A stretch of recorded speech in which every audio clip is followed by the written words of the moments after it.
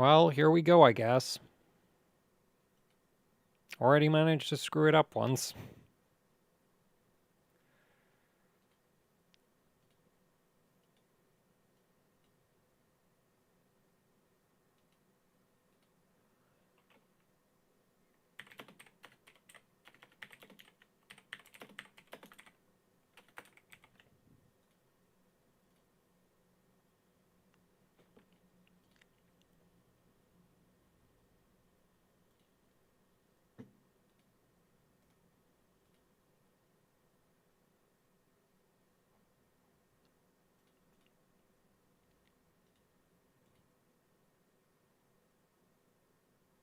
Didn't convey what properly?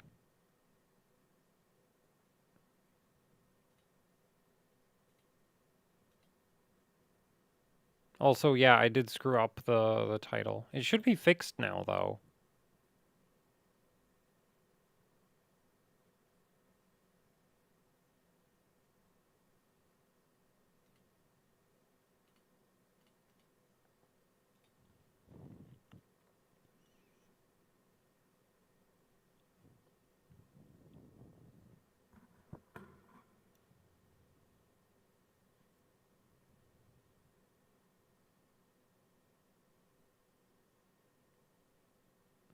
So, does anybody have any timings?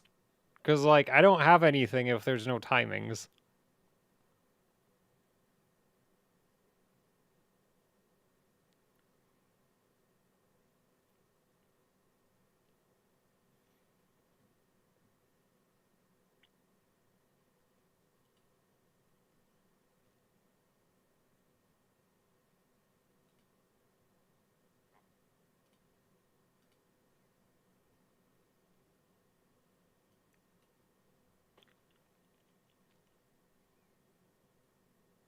You play session? What is that?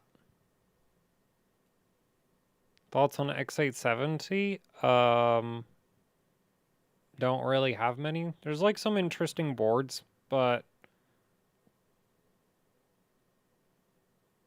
like the thing is, if you have a 7800X 3D, that like doesn't like I'm not sure. I like motherboard chipsets have never really been something I find particularly interesting because they don't really do anything. Also that link doesn't work. Why did I copy it wrong?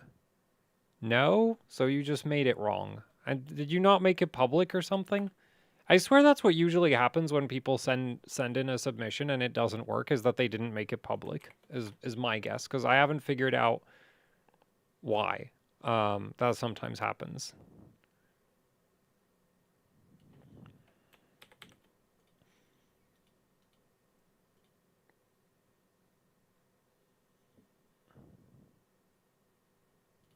Okay, we'll take Yannick. Work? No? Oh, come on. Oh, there we go. Now it worked.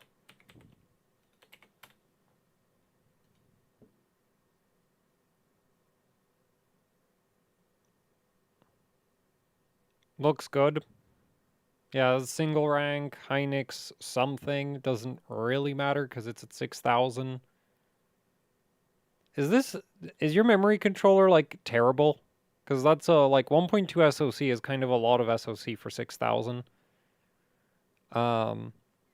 28, 35, 35, 35, 35, 70. Yeah, so that all looks fine. 4, 8, that looks good. TFAW 20, cool. WTRS. Your WTRS is, like, weirdly high. Like, that can almost, like, yeah, you should be able to run that at 4. WTRL 16, TRFC 475, SCL's at 44, RTP 12, TRDWR 16, WRD 2, 65,000 refresh interval. Yep. That looks like pretty standard Hynix timings right there. So nothing to complain about, but I am wondering, like, do you really need 1.2 volts for 6,000? Because, like my daily system runs that, but like, the memory controller in my daily system is absolutely horrendous. So I just find that kind of surprising. Because like 1.2 on a lot of other CPUs would be enough for like 6200. Or well, you might need a little bit more than 1.2 on quite a few chips for 6200, but like 1.2 for 6000 is really high. Like I would expect most chips to do it with like 1.1-ish, or like 1.15-ish, not 1.2 there. Anyway, let's take a look at the next submission, because, well, that wasn't really that complicated. And we've got another 7800X3D. I mean, I guess I shouldn't be too surprised when it's like best CPU right now. Oh, but this one has like a good memory controller. Yeah, so this is 6400, 30, 38, 38, 30, 67. That's a bit weird that you have like your... Also, 14 hours of Y-Cruncher is quite something. I hope you also ran something like TestMem5 or Karhu or like another memory stress test, because while Y-Cruncher is good, it's not perfect. It doesn't catch everything. So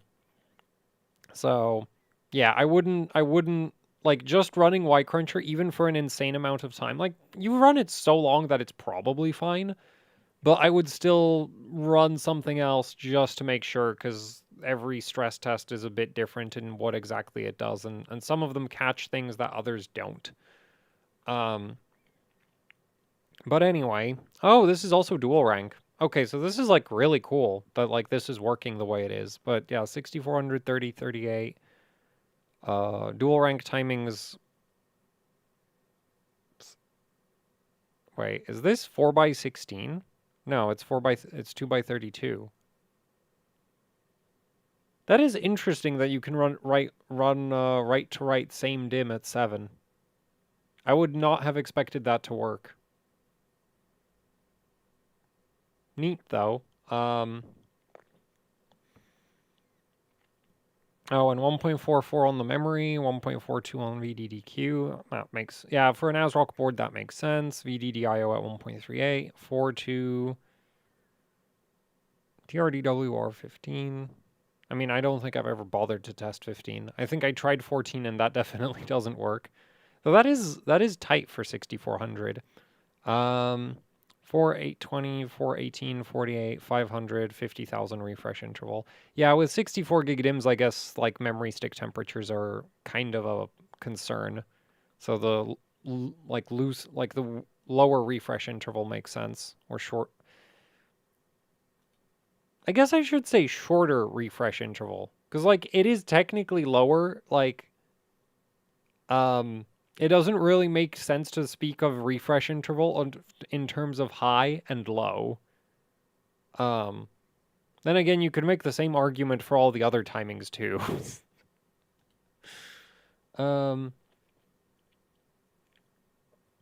What is max 1-to-1 on a 8700G? I don't know. I haven't really paid much attention to the APUs. But yeah, so this looks good. Like timings look good. Strong memory controller. The fact that you can run like 3200 UCLK at 1.24. So I guess we'll go next submission. Which looks like we've got a laptop CPU next. That should be interesting. Assuming I can get the link to work. There we go.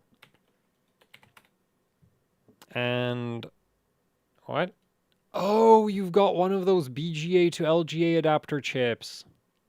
And you're running it with DDR5, and it's not terrible. That is surprising. From what I've heard, those adapters are like terrible for memory speed.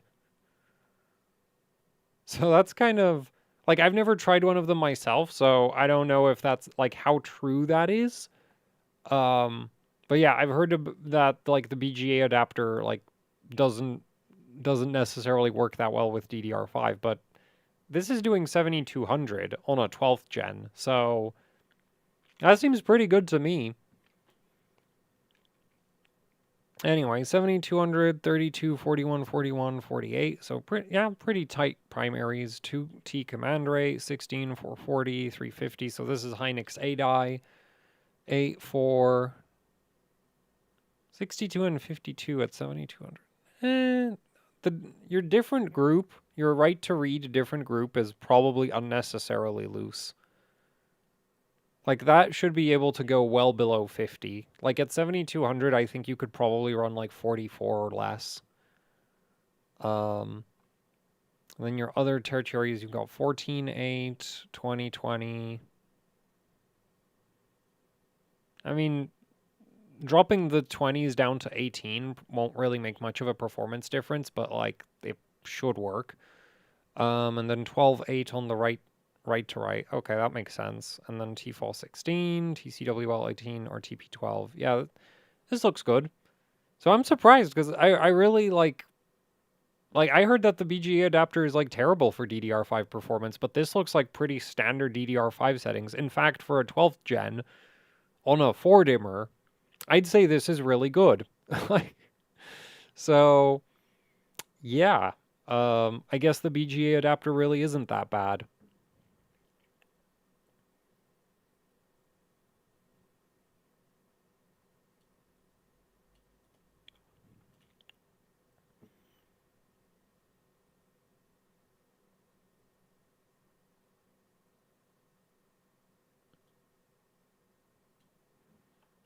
Wait, didn't I just look at that one? Yeah, I did look at that one.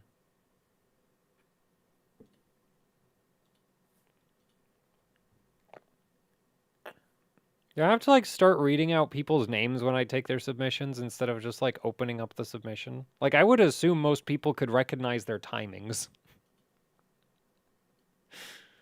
Right? Okay, up next we've got a 14700K on a Z690 Unify running 6800. Yeah, because it's a like the MSI 4 dimmers are really not, and especially the Z690. And yeah, for Z690, it's not even specifically MSI. The 4 dimmers just in general on Z690 are not that great. But yeah, so 6800, 32, 39, 37, 32T with TRC DWR16, which, yep, that works. Is this like Micron or something? Why is your read, like, TRD SG so loose?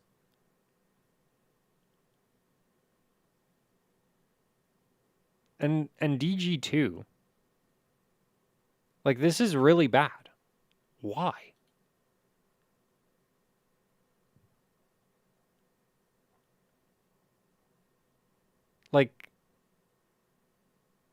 Like at 60, yeah, this is just terrible.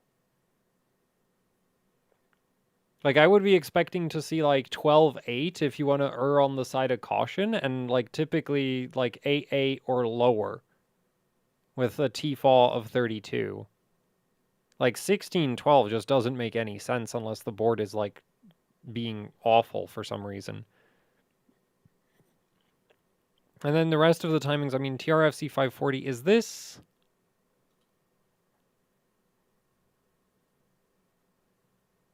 Are these 24 gig DIMMs?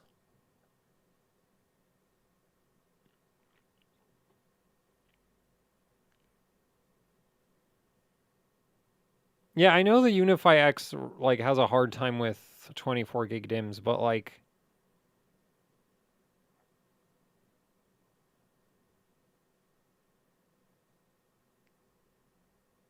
Like, it doesn't make any sense to me. Like, this is really... Like, the TRFC looks like 24 gigabit. The rest of it... But then, like, why are the TRDs so bad?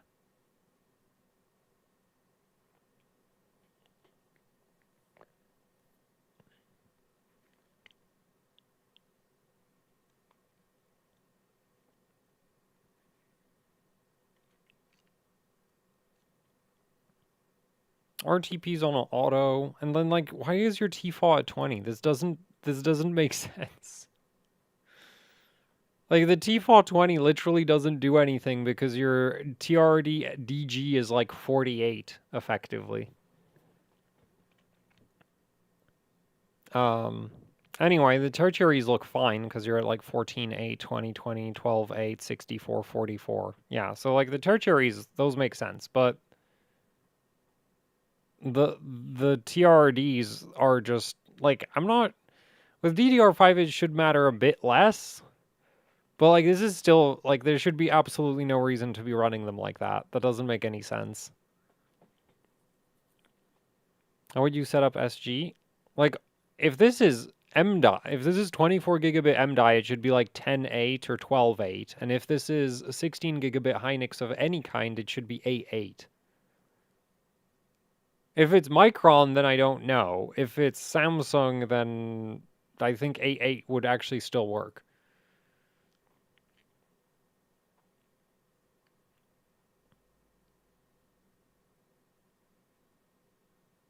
So, yeah, tertiaries look fine. Just like I don't know what's going on with your TRD timings here. Just grab another submission.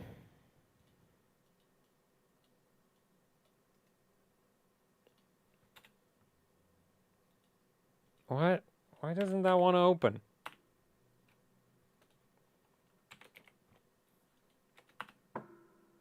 Well, I guess we'll just grab the one after it.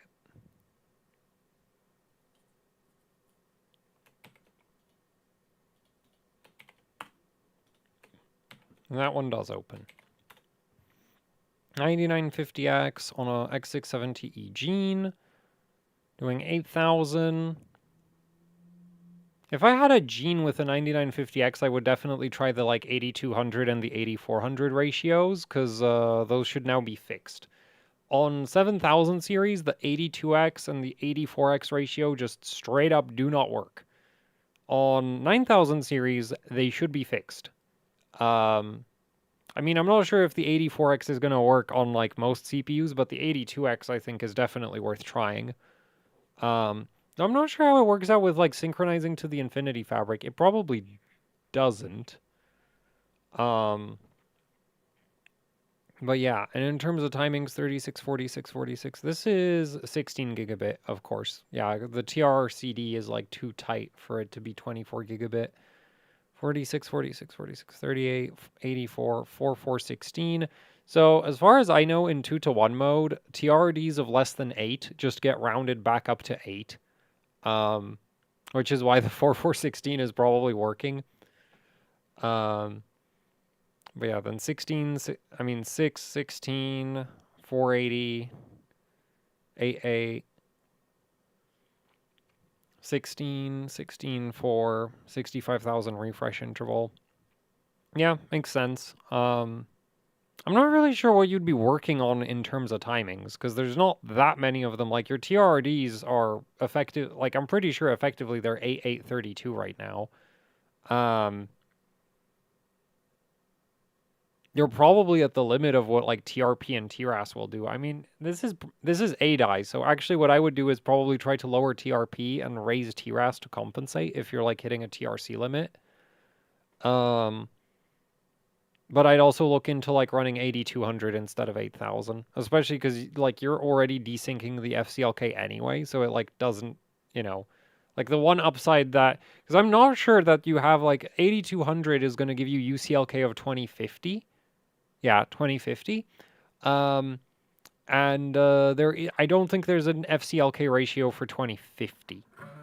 I haven't checked my 9950X for that, but I'm pretty sure it's still just 2033 and then 2066, neither of which properly synchronized to 2050.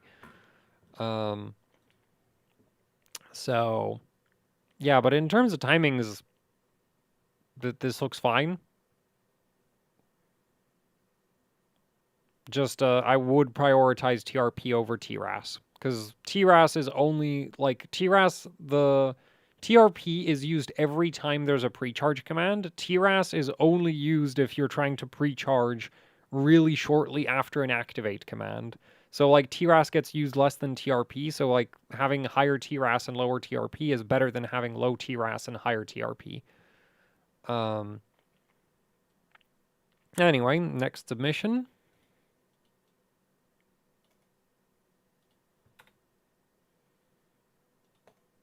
Got some Ryzen 3000 series. 3800X with 3733, 14, 13, 13, 21, 34, 44, 16, 37, 12, 250, 2288. Okay, this is really tight. Dual rank B die, is it? Yeah, dual rank. And then 4466 on the dual rank timings. 1.55 volts VDIMM. Yeah, this looks good. There's not really much critique for this. This is just good. Oh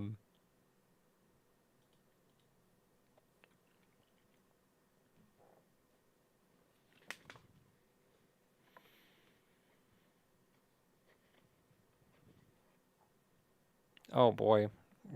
Wait, did I miss any super chats? Okay, no, there's just 3. Oh wait, one of them is just a donation, so I only missed one. Thanks for the €4, Benjamin.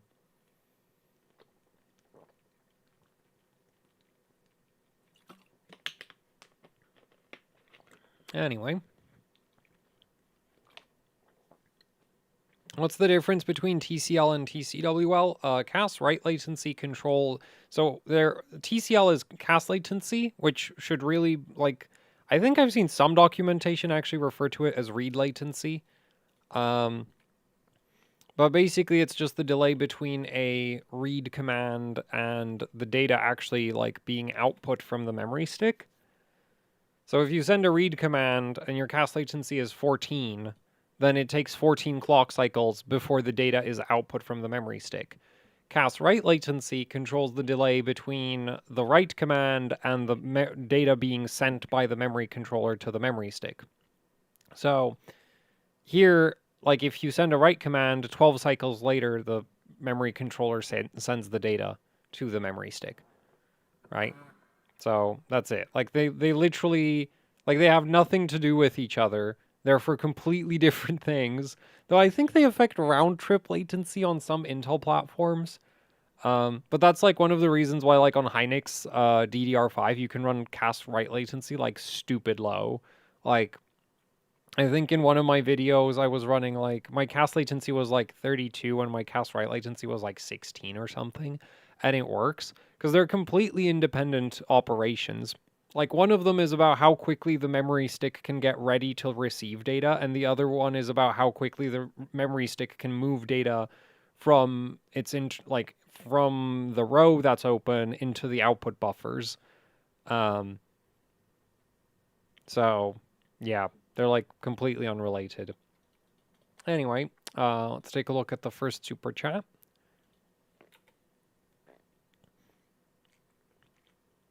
Easy timings, maxed refresh interval, increased to 6200 with 2200 FCLK. 1.18 is what I need to get 6200 stable. Mem VDD 20 above XMP profile to do CL28. I bought VDDP, VDDG, IOD down to 0.8. VDDQ and VDIO are matched at 1.12 because I understand the ratio is VDI. What?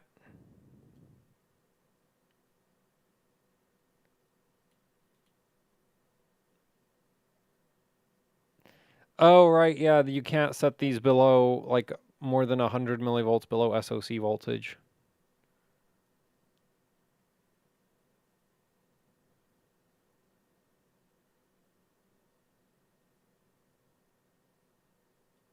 I'm not sure about there being a VDD MISC thing, though. That's for the VDDG IO, like, there's just these.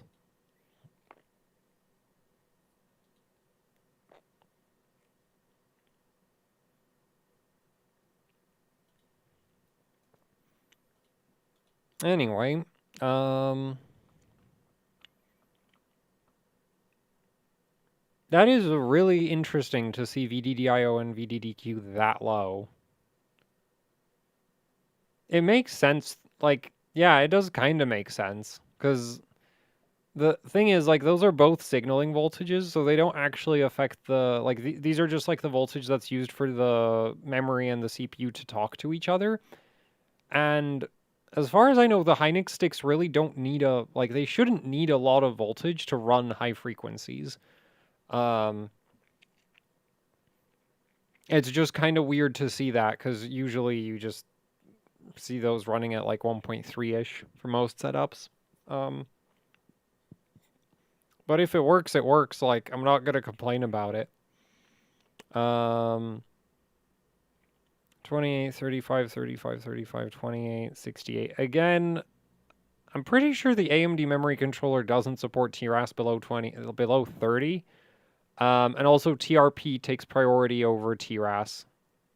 But I'm not sure if this is A-die. If this is M-die, then like TRP doesn't really go, like, you won't really be able to lower TRP very much.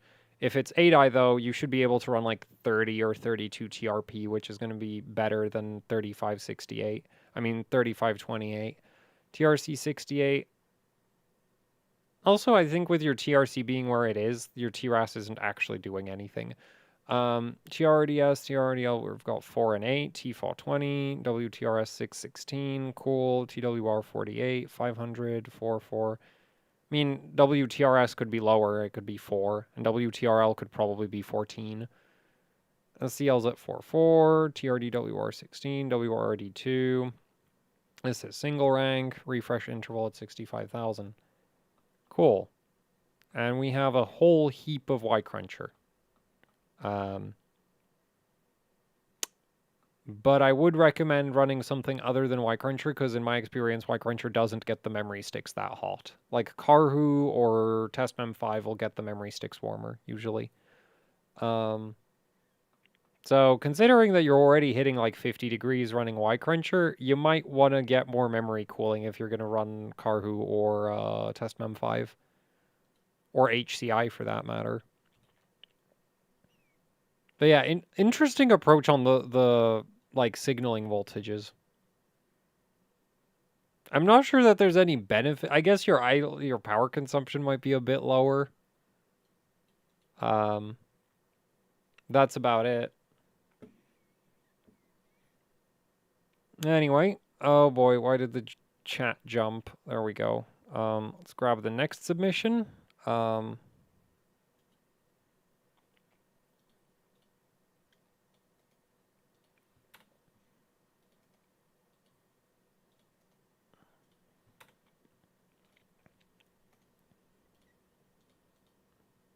So we got 6400 on a X670 Gene. You should probably bump your FCLK to 2133. It should work. It's not like your SoC voltages. Well, yeah, 2133 I think would work with the SoC voltage you're at. But anyway, so this is dual rank, 24 gigabit MDI, 32, 40, 40, 40, 84. This is auto. Ah.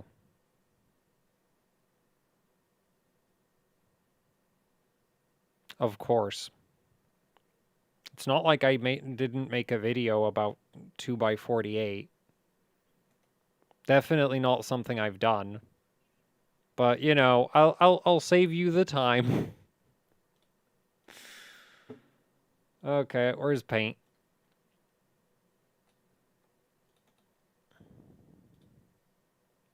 But yeah, totally didn't make a video about overclocking two 48 gig DIMMs with a 7950X. And the 90... Wait, is this... Oh, and this is a 7950X 3D, which definitely doesn't have the same memory controller that a 7950X has. That's not paint. This is paint. There we go. So, where's my text? There we go. I'm not gonna do any... Like, the thing about primaries is that, in my experience, those have the most variance out of all of the timings. So, I don't really want to, like, randomly recommend primaries, because that's where, like, things are kind of all over the place. Anyway, this is too small. Oh, it doesn't let me change it unless it's already... Okay, so... 4, 4, 6, 6, 8, 8, This is going to be unnecessarily high, but I can't, like, I don't feel like looking up the correct conversion. 65. Well, actually, the 65,000 might depend on the temperatures too much, so we'll just go with 50,000 for now. TWR 48, WTRS 4, 16, 20, 8, 12. You know what? 44, 84. Is there anything else? Oh, this. And this. And that.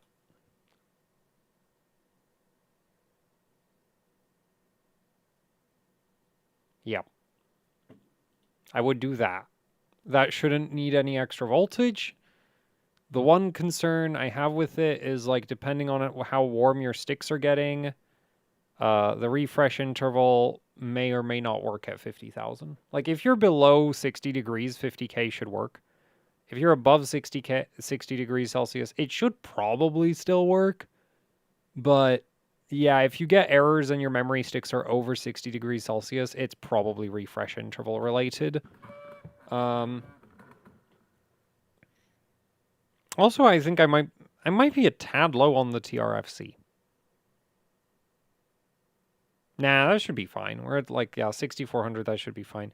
Also, if your memory controller is a bit weak, which it might be because your SoC voltage is, like, sky high, tightening up the timings like this might push it over the edge, and it won't be stable anymore.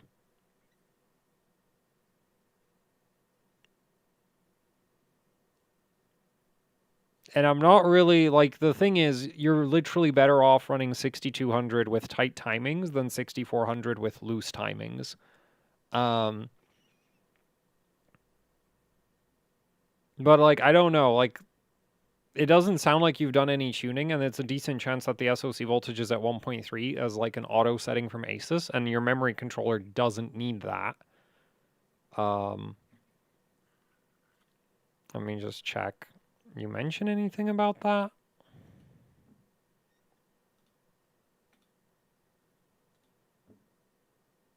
Just XMP, yeah, so you might not need that much SoC voltage, but I don't know. I don't, have the system in hand, so. Yeah, but that's, like, a potential concern is if it's a bad memory controller and it's, like, barely stable at 1.3 volts, then tightening up the timings is going to make it really unstable. And then you're better off dropping to, like, 6200, and then you could tighten up basically. Like, you could basically subtract 2 from all of the primaries probably. Oh, and the last thing I would do is also try to run 2133 on the FCLK.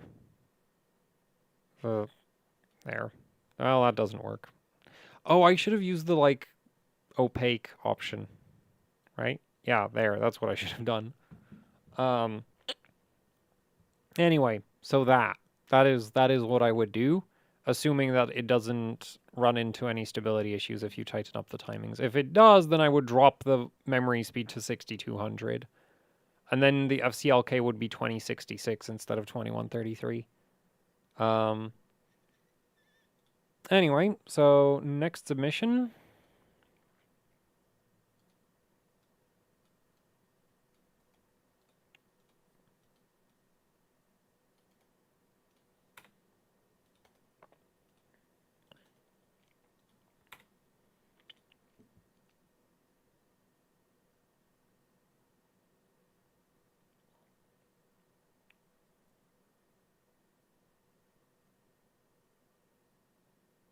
I have 0 experience tuning Intel RAM. I want to learn LGA 1700 RAM tuning. What video should I watch first?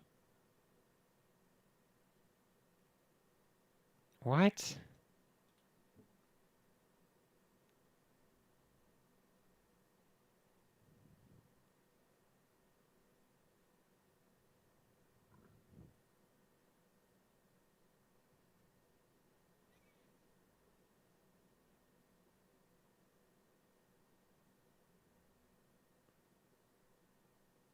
I mean, I don't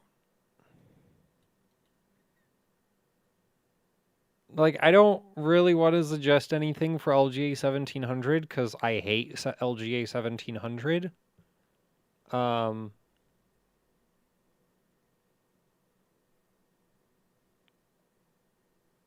and that's kind of like when LGA 1700 works, I don't know why it works, and when it doesn't work, I don't know why it doesn't work. So like, I don't, I don't like the platform because it just seems like RNG as far as I'm concerned. Anyway, let's take a look at this. Wait, what?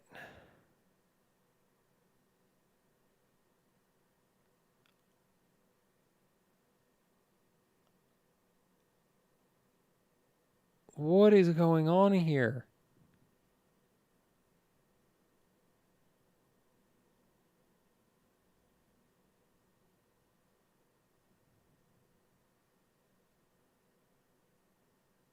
V550 Aorus Elite V2. Okay, well that motherboard sucks. Can do 15 when cold. Okay, that's pretty generic B-die behavior. CPU VDDP. Why is that at 1.6?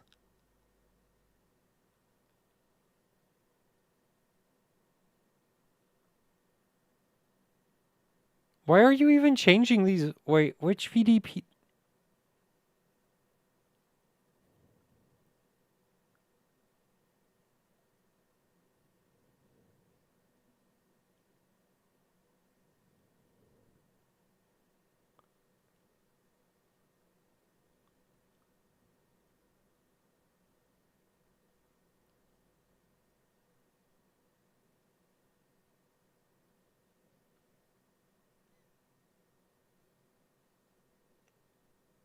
Isn't CPU VDDP usually at like 1.05 volts? It's been a while since I've used a 5000 series system. Also, this is like on the like this is one of those voltages that I just like you don't need to change it like ever.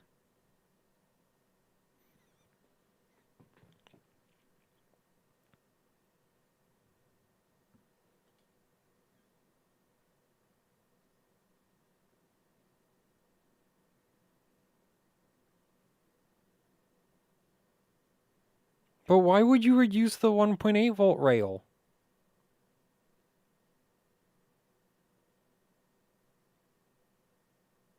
What, his DD? Yeah, but his DD timing doesn't do anything because he's on freaking it's 32 gigs dual rank. Like he's running dual like he's running 2x16, so the DD timings don't matter.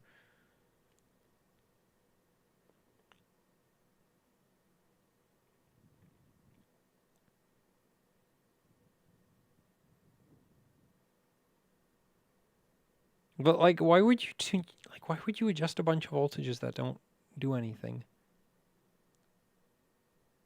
Also, wait, so are you on the 35-33 ratio? Oh, yeah, okay.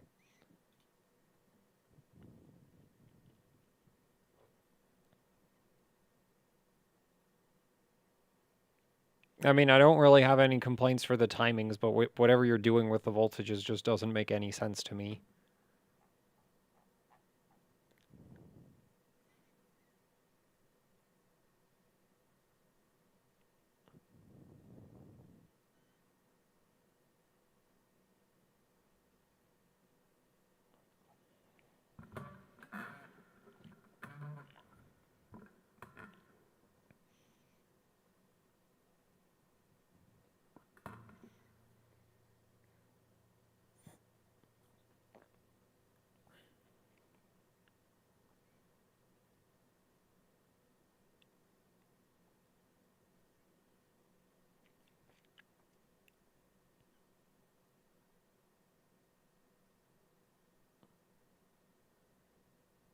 Also, I don't even know, like I just don't like this setup.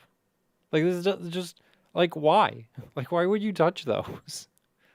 Like, in my experience with Ryzen, the only voltages worth adjusting is, like, sometimes the 1.8 volt PLL rail if you're pushing really high FCLK. Um, All resistances are correctly set. CLK drive strength at 60 is certainly something. I don't know that that actually does anything. Like, you're not even, like... You're still at 3600. Like, I don't know, like, this doesn't make any sense to me. Like, I feel like, like, this to me looks like you read a bunch of stuff, and then instead of going through the process of, like, starting with something that works and progressive, or, like, not even starting with something, like, that works. Like, I don't, like, as far as I know, this board sucks, because it's, like, a 4-layer daisy chain. It's not great. But it should do 3600 basically with, like, auto settings. So, like, I don't know what this is.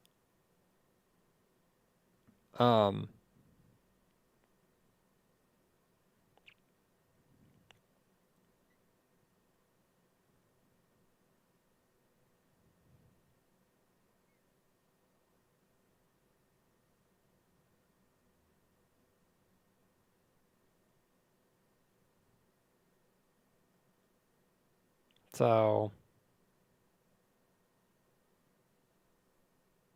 Oh, WTRS3? Yeah, that's normal, though. Like, for BDI, that works. Like, sometimes. Not always, but, like, it can. As a DDR4, this doesn't have the same, like, weirdness that, like, DDR5 has where, you know, like, a bunch of odd timings don't work. I mean, gear down mode still has the cast latency can't be odd, but... Also, your, like, CLDO VDDP is, like, weirdly low, as is your VDD GCCD. Like, this is just...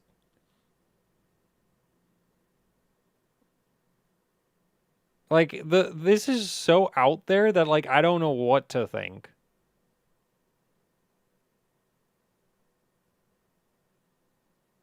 Like, the resistances, maybe that could work, but the voltages is just like, what? Because, like, I'm pretty sure auto voltages would still work at 3600. In which case, I don't know why you're changing all these voltages.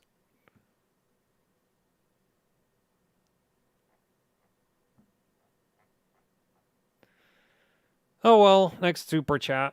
Because, like, I honestly, like, this is just, like, this is just beyond me. I actually just don't know what to do about that. Also, how much FPS percent am I losing 3600 versus 3733? Well, if your game was 100% memory bandwidth bottlenecked, which it probably isn't, 3733 would be about 4% faster. So that many percent.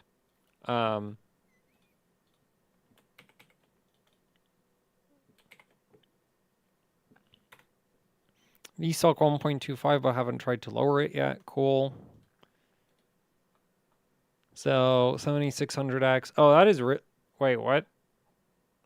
It's not 1.25, and then I look at... Oh, I guess it's not reading correctly. Okay, well, whatever. Oh, this is my easy timings again, isn't it? At least the FCLK isn't wrong this time. Man, I need to replace that video. My MEM-VDDD is fine. Should I put FCLK to 2000 or leave it on auto? It is on 2000?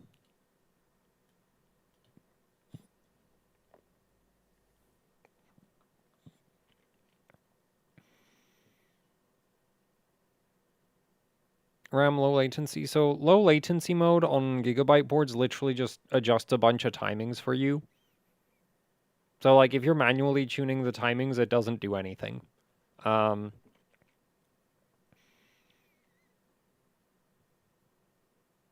Anyway, 36, 38, 38, 30, 68, 4, 8, 20, 6, 16. So you could try lower the cast latency, especially since your MEM-VDD is at 1.35. You should be able to probably run CL30 or 32. TRCD could probably go down to like 36. TRP also could probably go down to 36.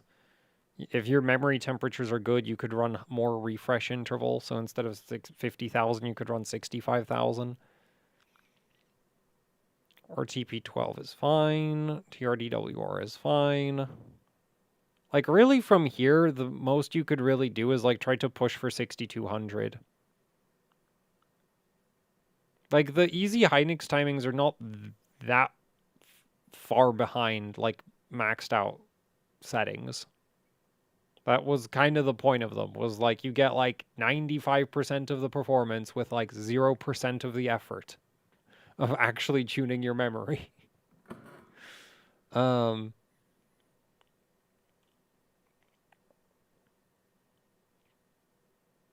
so yeah, there's not really anything I would change about this. I mean, like, other than what I mentioned, but like,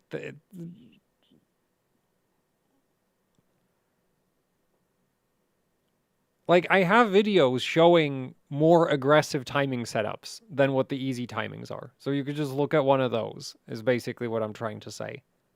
And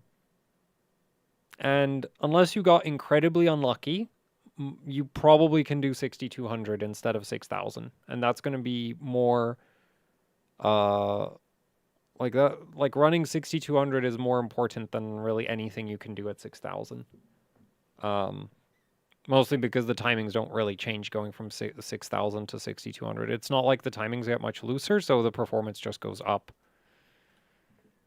Anyway, next super chat.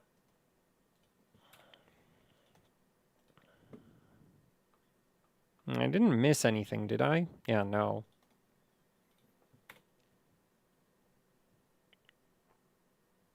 Ooh, 6400 X670 Hero, 1.265 SoC,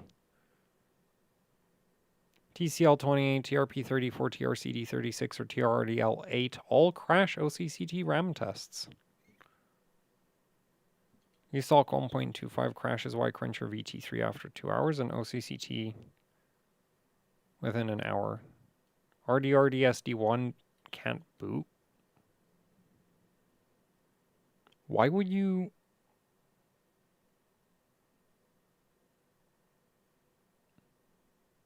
Why would you even be adjusting a dual rank timing when you have single rank DIMMs?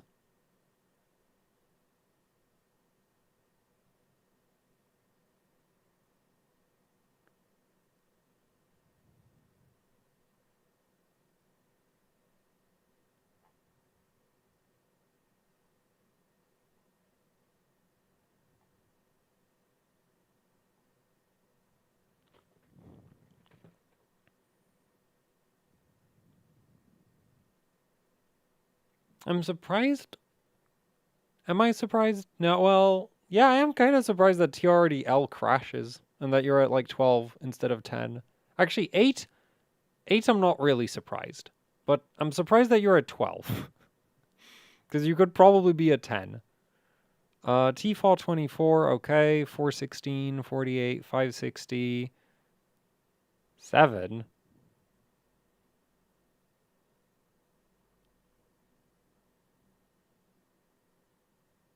Also, I don't get why you're tuning SD. Like, that literally doesn't... Like, unless there's something really weird with the AMD memory controller, it literally doesn't do anything for single rank setups. It might affect something during memory training, which is why it wouldn't boot, but like...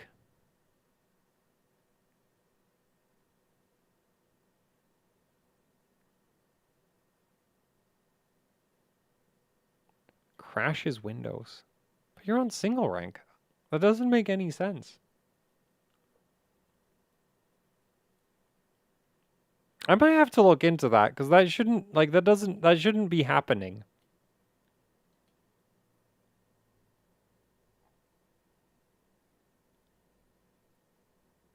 Like, I can't, yeah, like, that just shouldn't be happening as far as I'm concerned.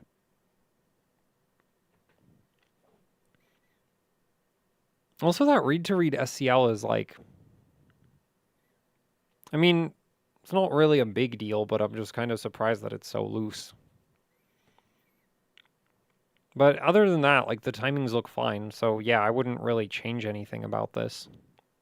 Like, from, like, a trying to get more performance out of it perspective.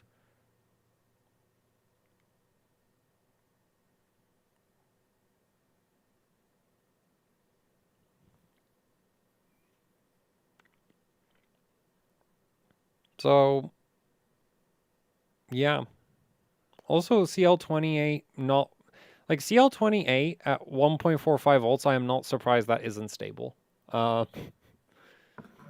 That is really not very surprising at all. So, yeah.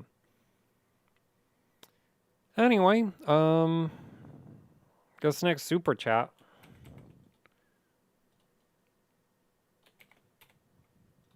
Let's see. 7900X 3D, 6000. Okay, so the memory controller doesn't suck. Your SoC voltage is very low, but like... Why wouldn't you push this higher?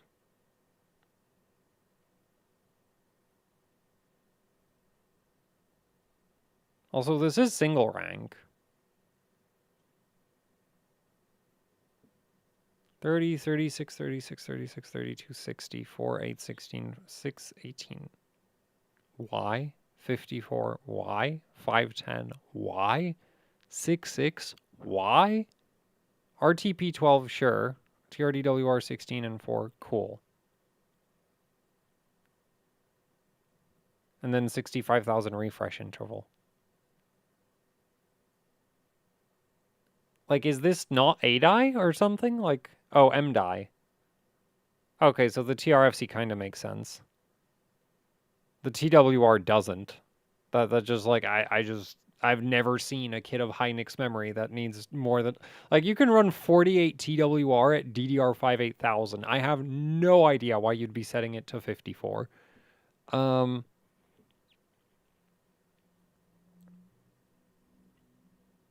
WTRL also is like, well, actually that might not work at 16.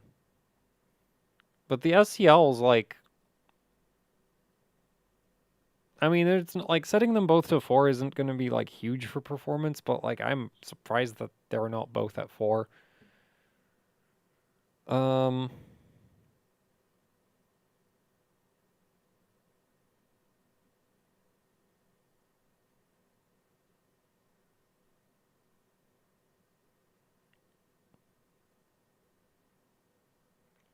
Though I should also point out that TWR does very little for performance because what it controls is write to pre-charge, and like pre-charging is relatively easy for the memory controller to cover up, as in like there's just other things you can do while waiting for a pre-charge, and write operations are not very important in general, right? Like if you think about it, your CPU, like if you're doing a calculation, you need to read at least 2 pieces of data to make one output, right?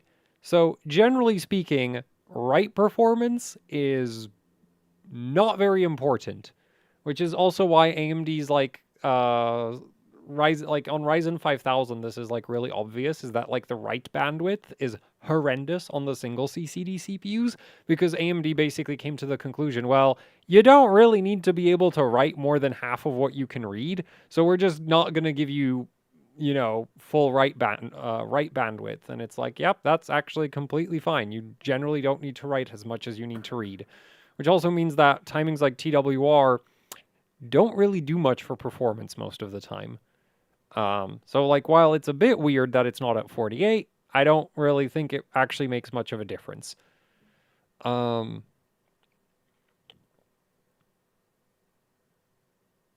Yeah. So this is I mean, it's not bad. It's just like I'm confused that you would submit this because this is basically my like this is kind of similar to the easy Hynix timings except like way lower SoC voltage. So like I'm guessing you tuned that. I'm kind of surprised you didn't push to 6200 or something though. Oh well. So I'll take a look at the next submission.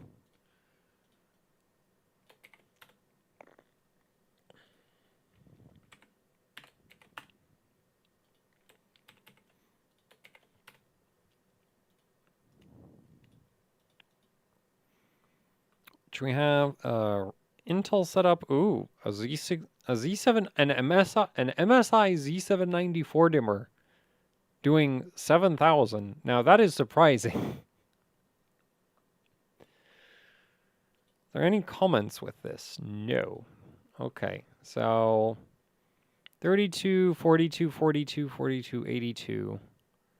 On Intel, pushing TRAS as low as possible does actually just boost your performance. Like it literally, like especially in PyPrime, it's really noticeable. Because I think Intel has some kind of like speculative row open thing where they just like open rows as a guess and then they close them without necessarily even reading anything. And so pushing TRAS as low as possible is just like gains performance for just like if you think about it from like a dumb memory controller perspective, it doesn't really make any sense. But then it's like, well, if the memory controller just opens rows like speculatively, then it kind of makes sense that being able to close them faster than you can even send a read command could be helpful. Right? Because like normally it's like, okay, so you activate a row and that takes like TRCD clock cycles, and then you need to close it. And so you'd think like a TRAS of less than like TRCD, yeah, like of less than TRCD shouldn't really do anything. Or like less than TRCD plus TCL shouldn't really do anything. But then you run benchmarks on Intel CPUs and you get performance benefits all the way down to like freaking 28 TRAS. Or even less than 28 TRAS, which makes even less sense because according to Intel's own documentation, that shouldn't do anything. But yeah, anyway, so it's kind of that. Anyway, TRDSG, DGE 98, bit odd that. Like, this isn't MDI, so you could just run both at 8, probably. 450, 40,000 refresh interval, I guess you don't really want to, like, worry about cooling the memory sticks. 18, 8, 20, 20, 36. The write-to-write same group can be like 12. And honestly, read-to-read, you should be able to run 16. There's really no reason for it to be 18. Write-to-read, same group, different group. These could be like 64 and 44. Or even 60 and 44. Like, these are way looser than necessary. Technically, you could try to tighten TWR a bit. Doesn't really matter, but like you could. So you could drop TWR pre to like 90 and TWR PDEN to 90. RTP's at 16, so you've already done that one. Honestly, I'm just surprised that like you have a Z794 dimmer from MSI that like works at 7,000. I mean, it's not. Is it 7,000? What ratio?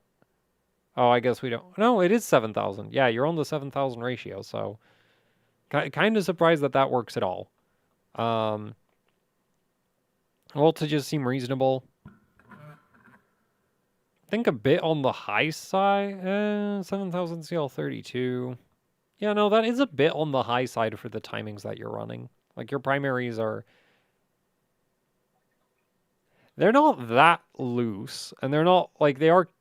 Like, 7,000 CL32... Because I'm thinking, like, CL30 probably won't work at 1.485. But 32, I feel like, should work with somewhat less voltage than that. But it doesn't really matter, like, as long as your memory temperatures aren't ridiculous, like...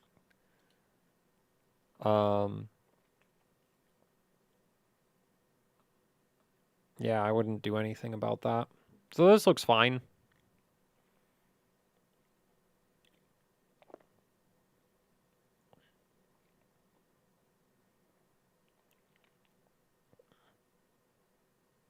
Anyway, next super chat.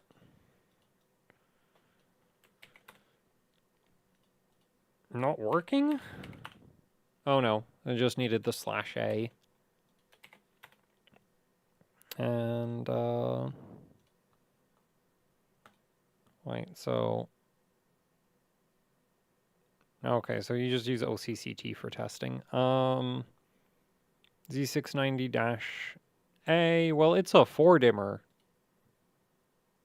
6130, wait, yeah, it's a 4-dimmer, isn't it? It's a Z690 4-dimmer. Like, they're not good. So, like, yeah, you're gonna get stuck at something like 6133 potentially.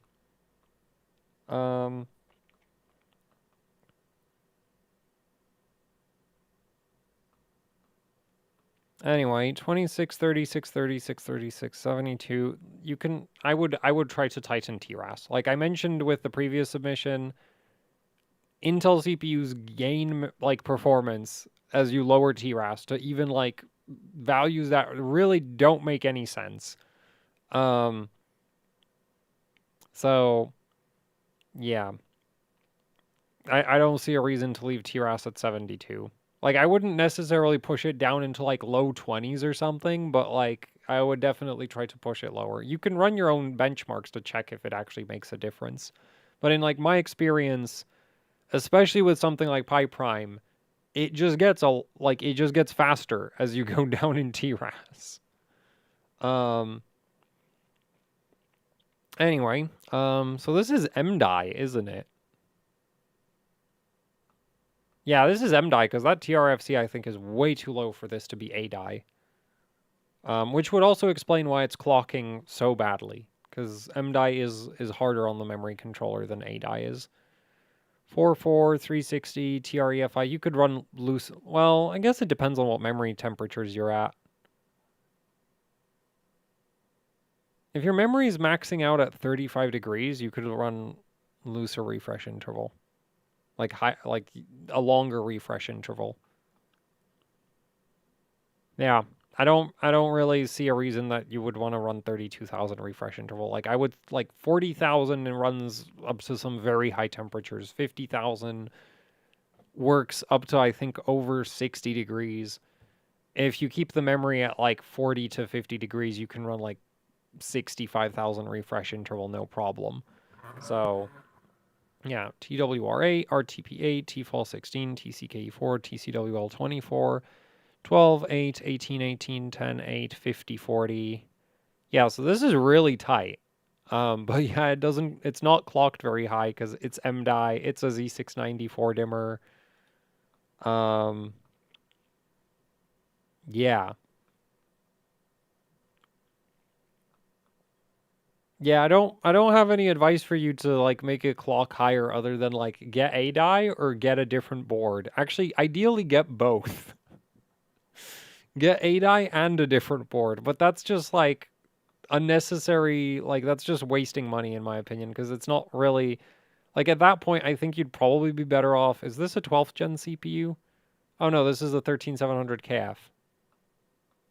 Okay, that's surprising. I would have thought a 13th gen even with MDI would do better than 6133, but like, oh well.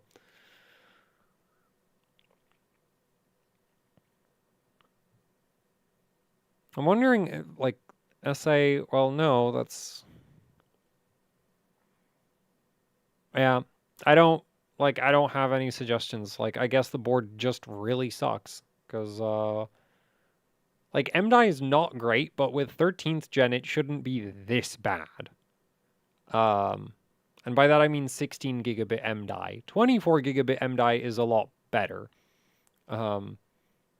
Actually, 24 gigabit MDI is kind of the best for very high memory speeds. Anyway, next submission.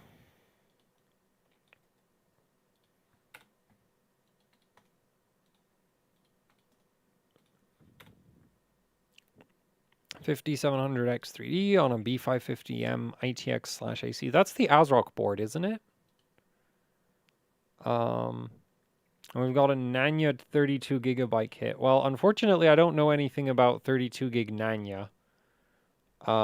18, 12, 22, 22, 42, 64, 4, 4, 16, 3, 7, 12, 304. This is interesting to look at. 2, 2. Because this is 16 gig. Wait. So this is 8 gigabit Nanya. Oh. Okay, so this is less interesting. I thought like, oh, it's like 16 gigabit and the TRFC isn't horrendous. But no. This is 8 gigabit. The TRFC is good and primaries suck. Okay. So that's a lot less interesting. RTP6, 82, 5476. Did you not tune your... You're on an ITX board. I really would expect these to be I would want these to be 4466. I don't know if that'll necessarily work, but I would definitely try that. Can't touch primaries. What? Like, the thing is, I don't know what Nanya this is.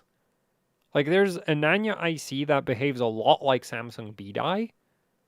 So it, like, does good primaries, but I've never run it in dual rank. Have I?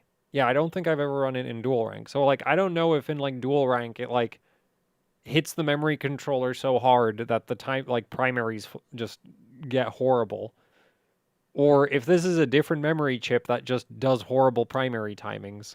I think the second option is more likely, is that this is not Nanya B-Die. Because Nanya B-Die is actually like, and it's kind of funny how Nanya B-Die is like very, very similar to Samsung B-Die.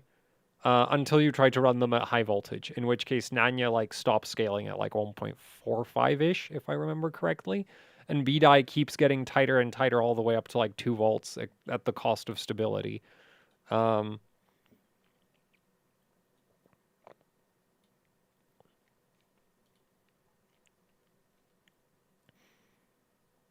Anyway, so yeah, the main thing I would try is like just tighten up the tertiary, like the dual rank timings on this. And the primaries, like, if they don't go any lower, then I guess they don't go any lower. I don't really have any, like maybe try a lot more memory voltage, but I don't think that's going to help. At least everything else is really good. Right? Like, your TRFC is good, your TRDs are good, WTRs are good. Like, everything else except primaries. Those are horrible. Which is kind of funny. Anyway, next super chat.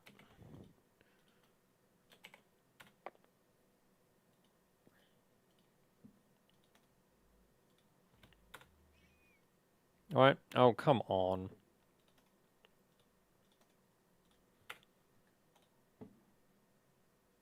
Last episode, the guy who 8,000 after a week became unstable managed to stabilize it again. The sweet spot was set proc ODT at 40 ohms and nailed the VDDIO at 1.4. Cool. Have you run it for a week now, though? Because I'm kind of concerned that it might just, like, stop working after another week. Anyway, 38, 48, 48. Also, we're on a B650M HDV because less DIMM slots is better, right? 38, 48, 48, 48, 50, 98, 410, 24 gigabit? No, 16. Okay, I'm kind of surprised that that's a 10 instead of an 8. TFall 20, 420, 48, 640. That TRFC really doesn't need to be that high. Not that it really matters when your refresh interval is 65,000, but I don't think it needs to be 640. 8, 8, 36, 12, 16, and then it's not a dual rank setup, so we don't need to worry about the dual rank timings. It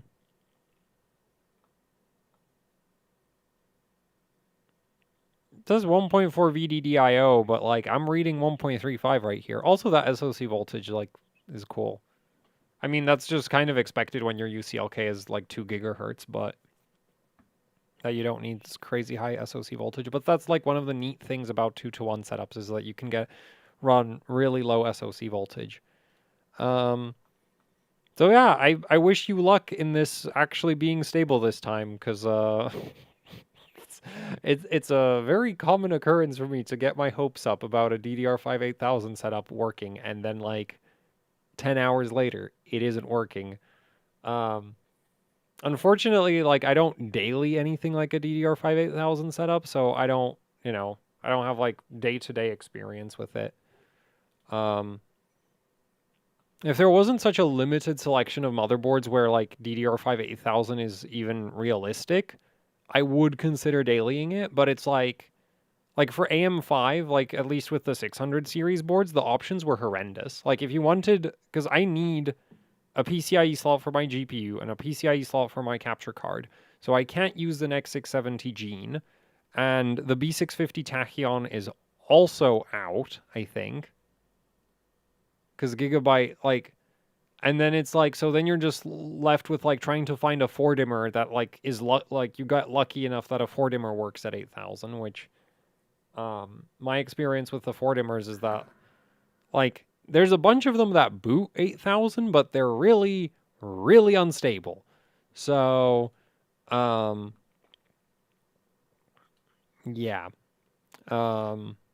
Anyway, this is not a 4-dimmer, but it also doesn't have the PCIe slot layout that I need, so, you know, it's also not an option for me. But anyway, I do wish you luck with this actually working this time, but I wouldn't get my hopes up. At least it's a 1-dim per channel, though. Anyway, next submission.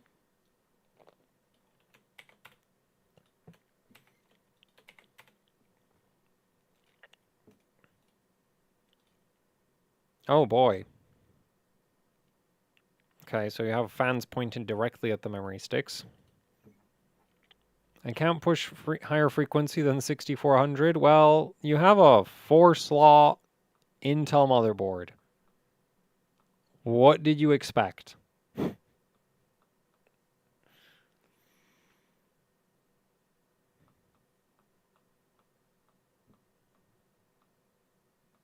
Also, you have a 4-slot Asus motherboard.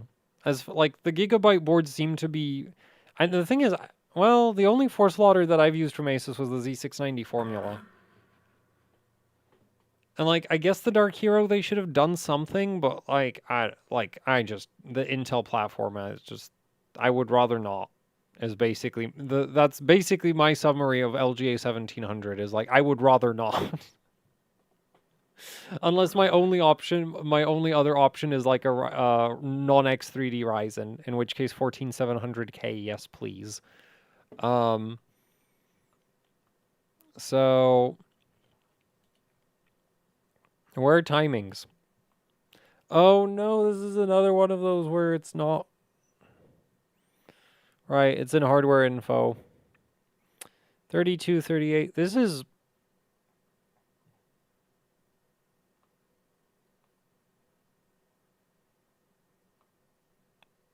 really like kind of.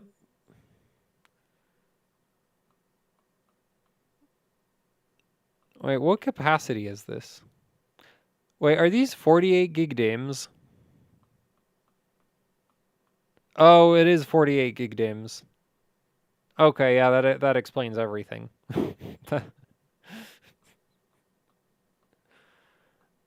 I mean, it could have been worse. You could have bought 4 24 gig DIMMs and gotten, like, stuck at the same speed, probably. Actually, it might have clocked even worse if you had 4 sticks instead of 2.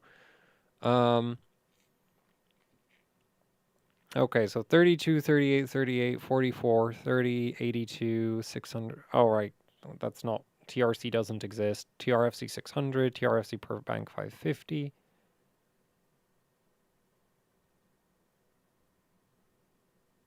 I am, like,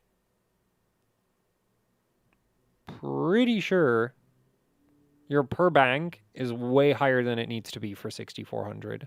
Not that it's going to make a huge difference, but like you could probably try to tighten that. TFall 32, TRD L16 is unnecessary. You could run that at 10, I think. Yeah, you really should be able to run that at 10 at 6400. SG64, I mean, it could be lower, but it could probably be a lot lower, to be fair. DG48, that could be lower.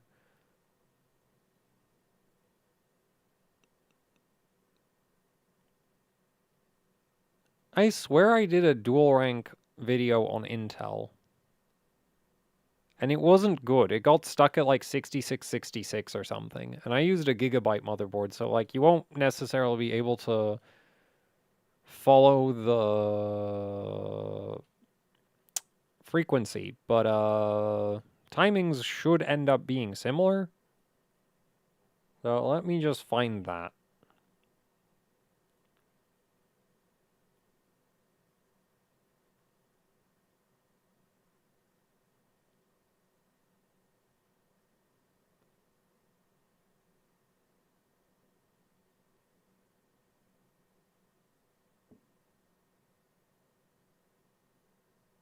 Oh, yeah.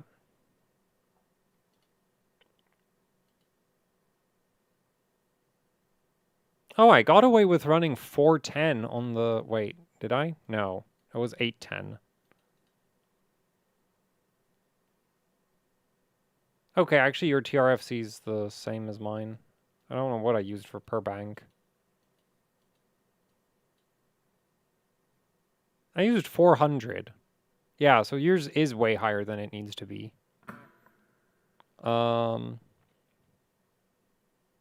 You could also run lower TCWL. I mean, I did run higher voltage. I'll just link the video.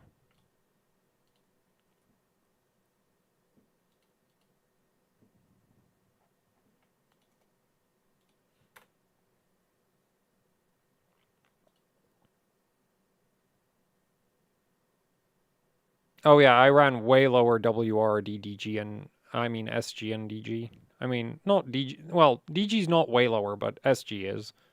Actually, no, they're both 8 cycles lower. So that's the same. Yeah, no, the main reason I needed to pull up that video is I don't remember what like the correct different rank and different DIMM timings are.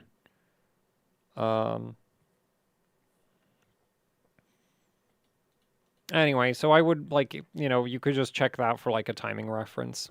Because the timings that worked for me at 6600, if you're at 6400, they'll like there's even less like they're even more likely to work because you're at a lower speed. Anyway, oh no. Okay, I remember doing that one.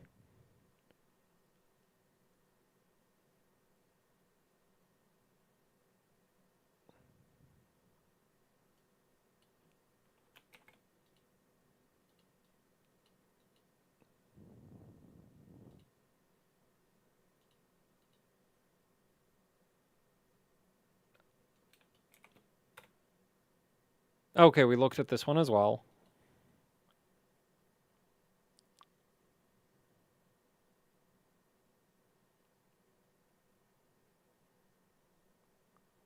I am lost. Oh no. Okay. I'm not lost anymore. But yeah, so you should check out that video I did with the 2x48 Corsair kit on a Gigabyte board because at least for the timings it should be relevant. For voltages and frequency it won't be because different boards. Anyway, next super chat.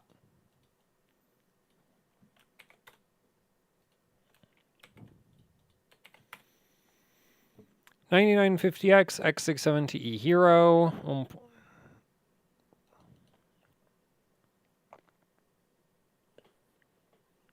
I would like to get Infinity Fabric to 2200, but it doesn't want to. Buy more CPUs. Like, as you're at 1.1 SoC and it doesn't do 2200 FCLK at 6000 on the memory, buy more CPUs because it only gets like there's yeah, like as far as I'm concerned, that is a buy more CPUs situation. And if I were you, rather than doing that, I would try to run 6200 instead. Because this was a while ago, but I do remember testing like 6000 with 2200 FCLK versus like 6200 with less FCLK, and 6200 with less FCLK is actually faster. Which I know it doesn't really make sense because the Infinity Fabric on Ryzen is like a brick wall for memory bandwidth, but in most scenarios, you're not memory bandwidth limited, you're latency limited. Though I guess this is a workstation, so if you're running something that's like kind of similar to Y-Cruncher, then actually more FCLK is more better. And if you push the memory speed to 6200, your FCLK is likely to get worse. I would still probably try to push the memory speed to 6200 if I were you. Because yeah, there's not really like Like, I've not found anything that, like, unless you have a CPU that basically already does 2200, and the later BIOS has actually made this way more likely that 2200 would just work on a lot more CPUs, because it used to be, like, really, like, the high FCLK stability did get better with the various AGSA updates over time. So if you're like not doing 20, like if it isn't basically doing 2200 already, because it was on like my 7800 X3D there was like some fine, like minor voltage adjustments I could do to like clean up some really minor instability that it was having. Um, but beyond that, it's like all the other CPUs, it's like that just didn't do anything. Like they either like it either does 2200 or it doesn't, as far as I'm concerned. Um, Like you basically need a chip that like boots like like that is almost like is kind of stable at 22 to 33 in order for it to be like 2200 capable. And by kind of stable, I don't mean like actually stable. I mean like 2233 has to like boot and you have to be like able to get into Windows. It can fall apart pretty quickly after that, but like it can't just like not work at all at 2233. Because then 2200 is kind of likely to not work. Um, anyway, 28, 35, 35, 28, 28, 58.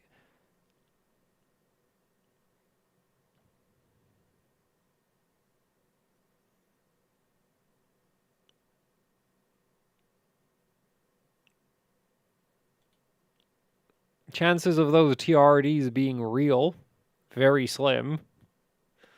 Not that it really matters, but I don't think those are actually, like, I think the memory controller's, like, auto-correcting them to something else. T419, WTRS4, WTRL12, 48, 352, so this is A die, 4, 1, 26, 11, 11, 3. That is a really low TRDWR. 65,000 refresh interval on 32 gigs. This doesn't really make sense as a workstation setup. Usually workstations have more RAM in them.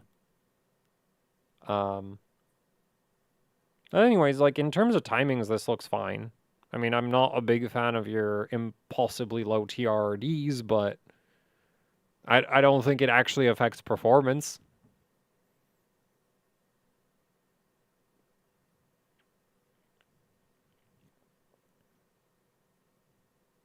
But yeah, I would honestly, if that SoC voltage isn't minimized, you might even be able to do DDR5 6400 on this CPU. And that for most, like in most scenarios, like that'll be just, like, basically with Ryzen, number one priority is get the memory clock as high as possible in one-to-one mode. And then worry about your FCLK after that. And then in 2-to-1 mode, it's basically the same thing, except in 2-to-1 mode, you don't want to be at anything less than 7600, because if you're below 7600, you would have been better off running 1-to-1 mode instead. Though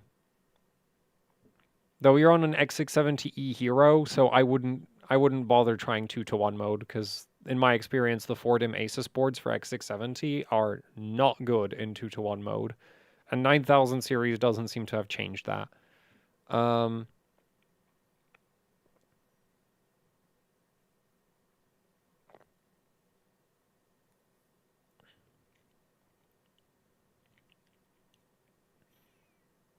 Anyway, next submission.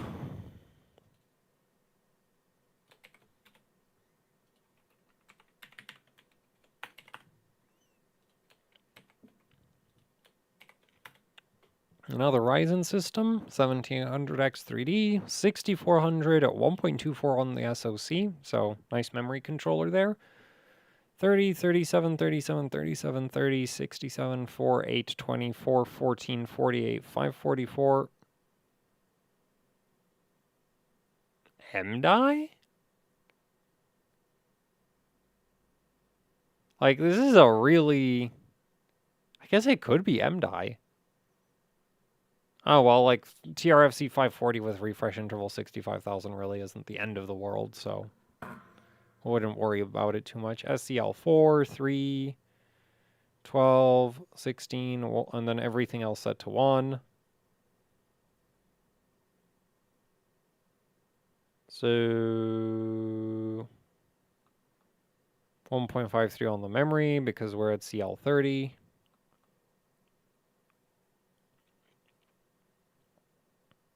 Yep, looks good. There's not really much for me to react to here because this is just like I'm assuming this is MDI, in which case the TRFC makes sense, and then it's like all the timings are good. Nice memory control. Actually, no, there is one thing. The FCLK, you're probably better off running 2133 at 6400. Because especially on the latest AGSAs, the buffer between the memory controller and the Infinity Fabric is optimized for 3 to 2.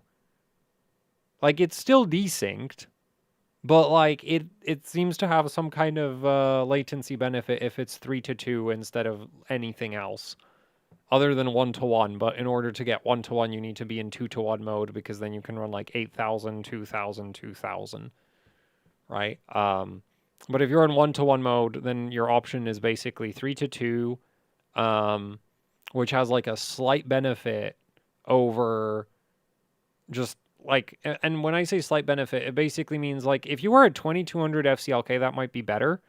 But if you're at like 2166, 2133 should be better. Like you can brute force your way past the like 3 to 2 benefit because it's really minor. But like you need to do more than just 33 megahertz extra FCLK. Unless you're running like Y-Cruncher, which is super memory bandwidth limited. So that basically scales linearly with FCLK.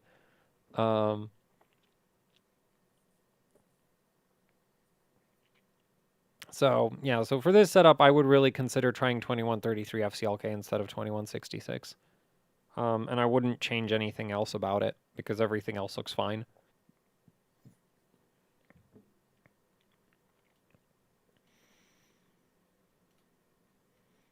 Anyway, next submission.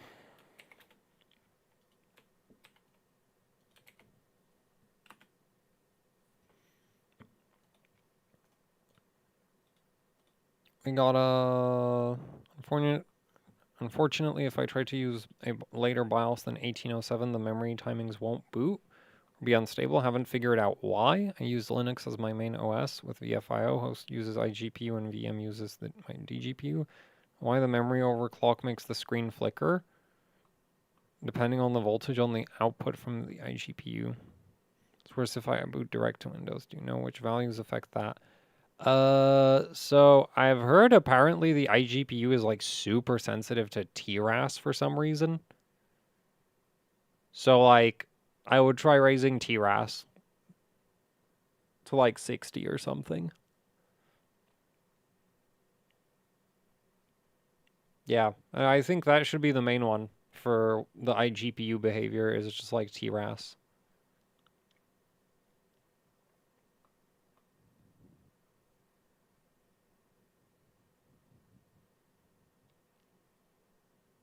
I'm not really sure why that happens though, because like I don't know, like I guess the CPU has some like extra error correction that the iGPU like doesn't have. Because yeah, that's apparently a thing where like if your timings are a bit too tight, the iGPU will complain about it before the CPU does. And usually it's TRAS as far as I know.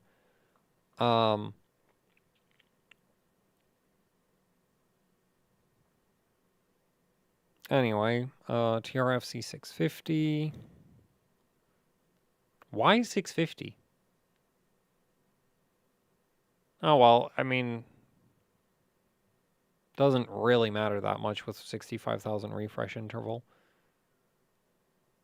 426688 416. Yeah, like basically I think the main issue you're running into is like TRAS being too low. for the iGPU.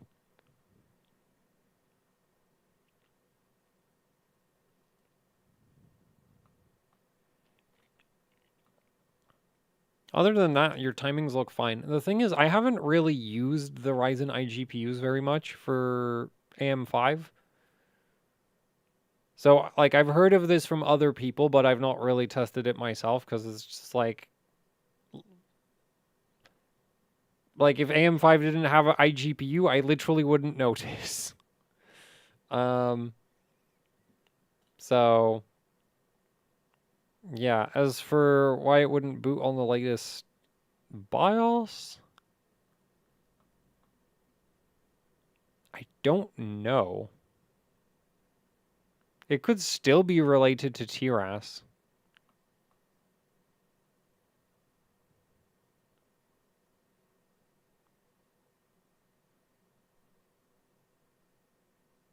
Or maybe, like, you are on a dual rank setup, so maybe the later BIOSes have some kind of issue with dual rank, but I haven't tested that myself yet.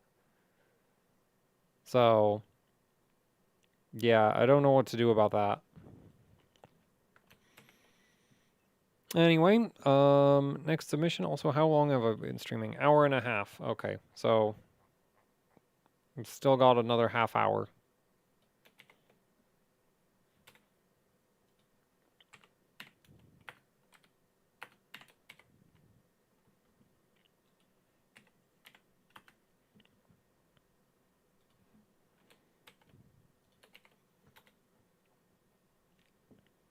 B650IA or a Ultra ITX, 8000, 3648, 4040, 1 volt SoC, 1.4 VDD IO, 1.55 VDD, 1.3 VDD-Q, TRC92. What? Have you not heard of Zen timings? There's a link in the description. Why would you do this? Oh, well, I mean, it's interesting to see the SoC voltage that low. Oh, he's on Linux. Of course.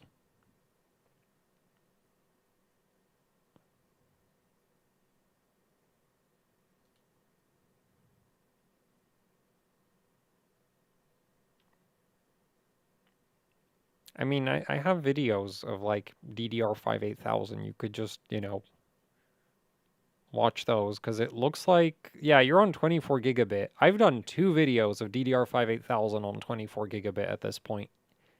So for timings, you could literally just watch one of those. And there's gonna be more of those now that, like, I have a 9950X, as well as, like, we have, like, the new AM5 boards should be better at DDR5 8000 than the old ones were, or at least I really hope they are.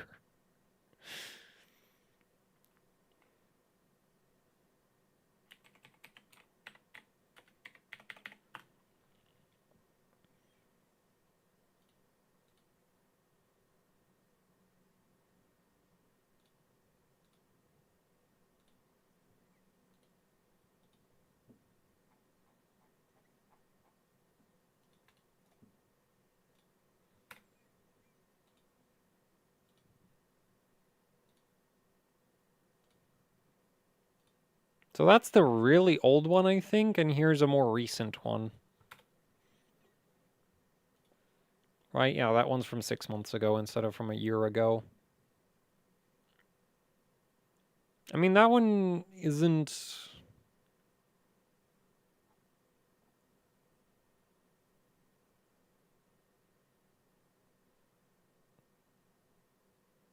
It is tighter than what you're running, so, like, yeah, it's still useful. Oh, except it doesn't... Oh, wait, no, it's not dual rank, so it doesn't matter, right? Got confused. Anyway, is that the last of the super chats? Looks like it, so I guess I'll just grab the... Oh, wait, no, there's another one.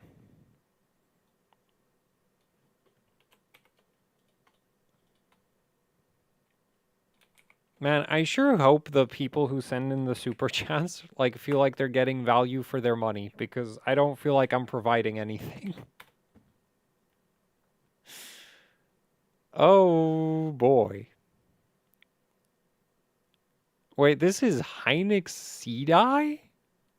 Oh wait, it's 16 gigabit Hynix. At 2.5. Well, I guess it can't be that fragile. Wait, the board lets you go to 2.3?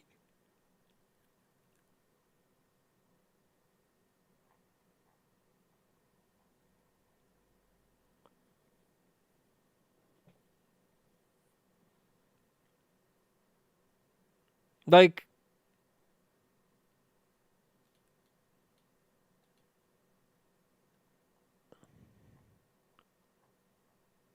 I have the B5. I don't think I ever checked what the max voltage on my B550 Steel Legend is, which, by the way, is like the same board as the Extreme 4, just with a different paint job. That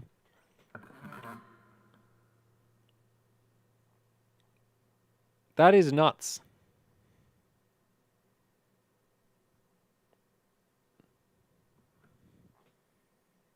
Wait, so this is 2 by 16, and this is, and this is 1. Wait, what memory? Is this the outermost slot? I'm assuming this is the outermost slot on the board. Because that's usually, like, a lot of the time that's the best one. Okay, yeah, so that makes sense. Yeah, as far away from the CPU as you can get. When I say outermost, I'm, like, relative to the CPU, as far away from the CPU. So, yeah, that would be the rightmost. Anyway, so we've got 4866, 2427, man, them Hynix timings. TRC 80, 4416, 410, 646, 77. Like,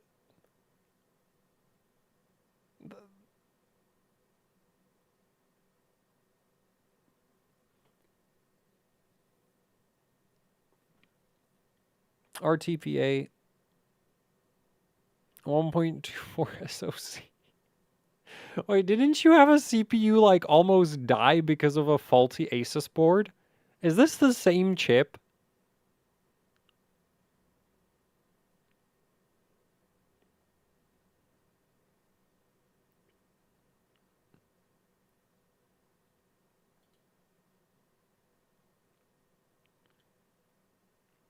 So you've just decided that the Asus board wasn't bad enough. We gotta really just like burn the memory controller to the ground.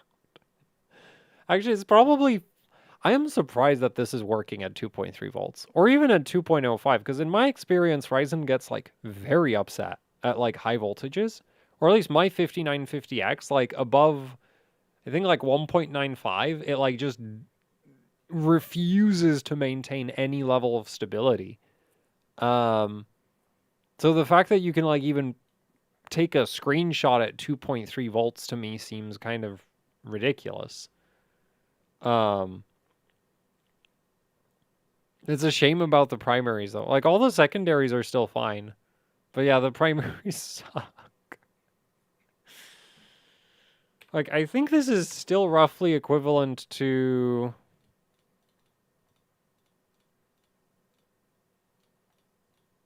yeah, that's like 3200 CL16.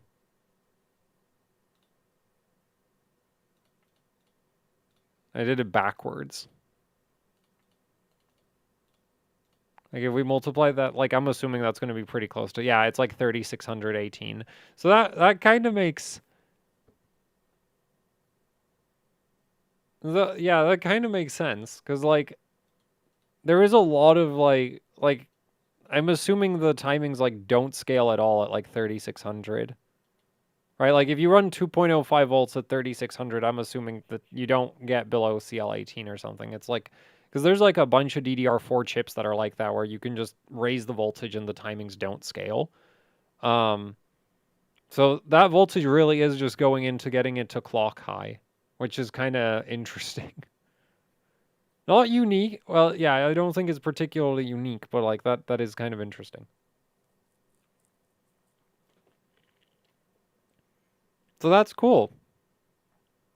Not very practical, because it like, yeah, like this isn't very like from a performance perspective, this isn't very good. But cool. Especially because the Hynix 16 gigabit, like, CDI, as far as I know, is not considered good at anything. Apparently it can clock decently high if you just throw all caution to the wind. Um, withstand higher VDIMM than Intel? I mean, I'm assuming they didn't run that 2.3 volts for very long.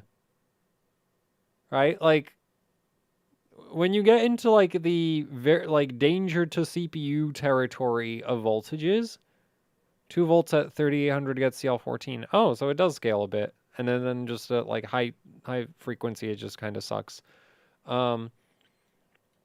Like, when you get into the territory of, like, this voltage will randomly kill a CPU, it doesn't randomly kill all CPUs at the same speed.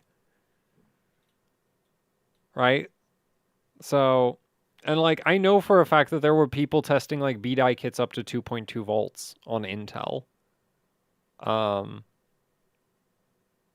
Like, I don't know if anybody... Like, I think I remember reading an ASUS PDF that said that, like, 2.3 volts will randomly grenade the memory controller. But I've never heard of actual, like, hard proof of that. And I'm pretty sure, like, the Haswell memory controller is considered borderline indestructible.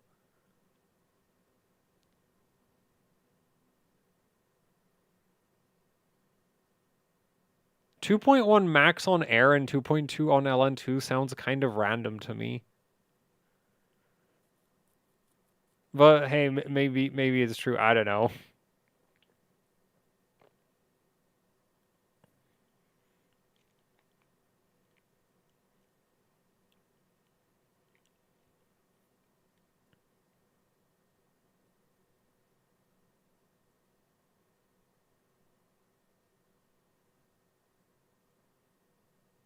Oh yeah, and the SCLs are just terrible. But oh well. Like, everything about this is like, you wouldn't want to run this anyway, so it's just whatever. Oh, you need to loosen to 7 even to just post 1.8. That is so weird. That, like, the memory chip gets worse at doing back-to-back reads at high voltages. Anyway, enough of this silliness. Next super chat.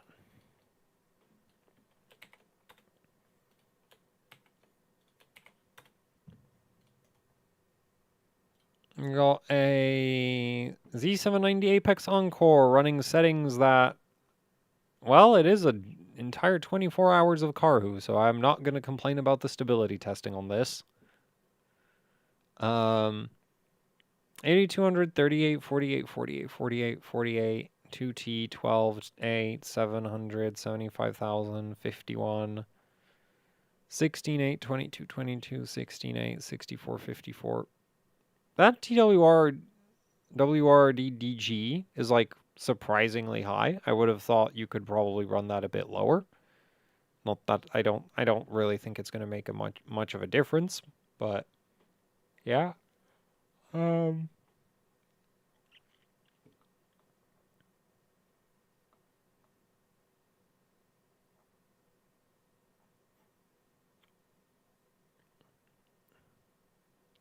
Reasonable voltages, 1.45.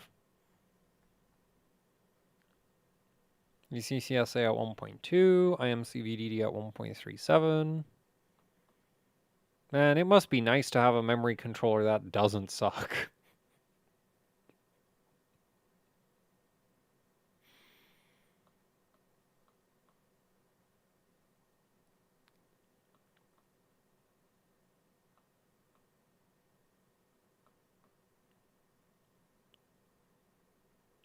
I mean, the timings to me for that, like,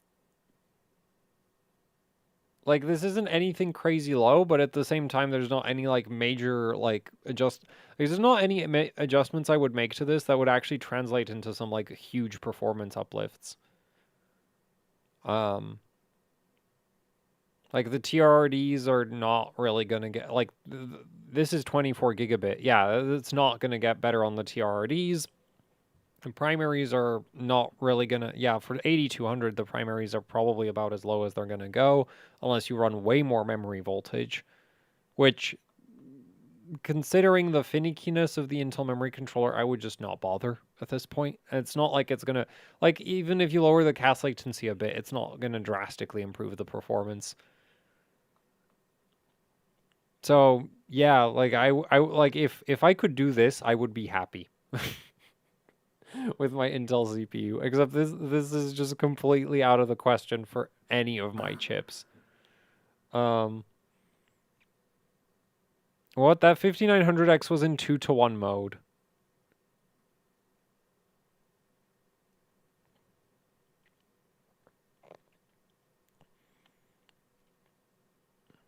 Trident WRD.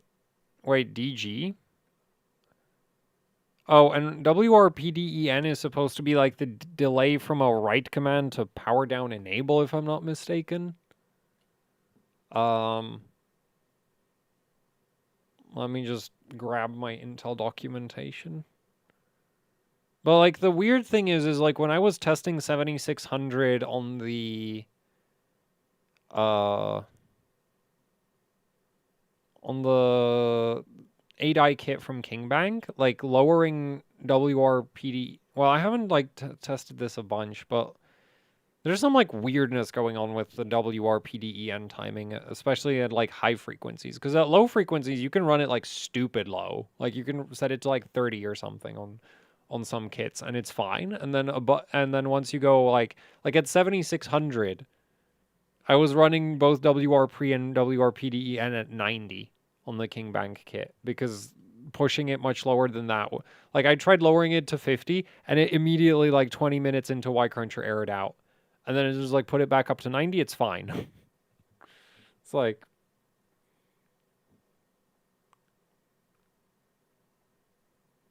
but at 6800, you can just set it impossibly low. So like,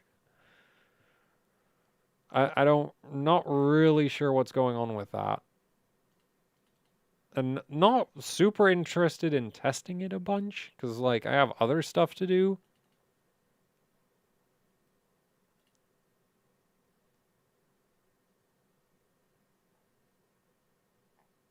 Oh, I guess 12th Gen Part 2 is good enough.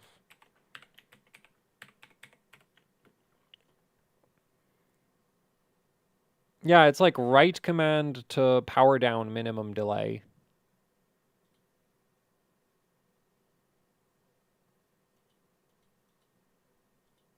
So especially if you have like power down mode disabled, it should actually not do anything, which is the main thing I wanted to check was like leave, because I was setting both TWRP and WRPDEN at the same time. And so the thing that I was wondering about is like, well, if I have power down disabled and I just like, I leave TWRP at 90 and then just set TWRPDEN to like 4 or something, is it going to error out? Because it shouldn't. But I didn't get around to checking that. But that is something that like, yeah. Like the thing is like I like the other thing is like while I was messing with that, I noticed that like the performance wasn't really changing in like PyPrime, and so it was like, oh well, this doesn't really matter that. Like so it's like, oh, I wonder about that, and also it doesn't seem to matter that much.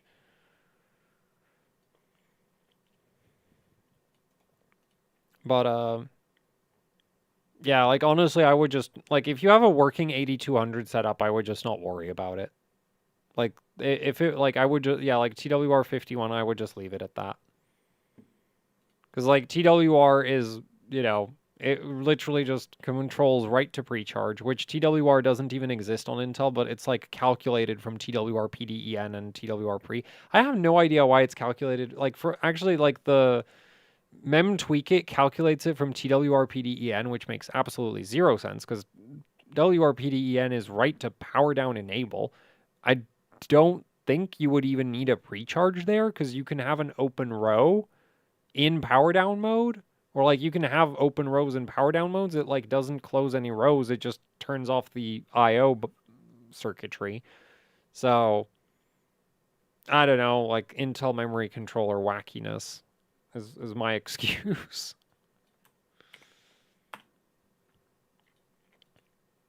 Anyway, next super chat.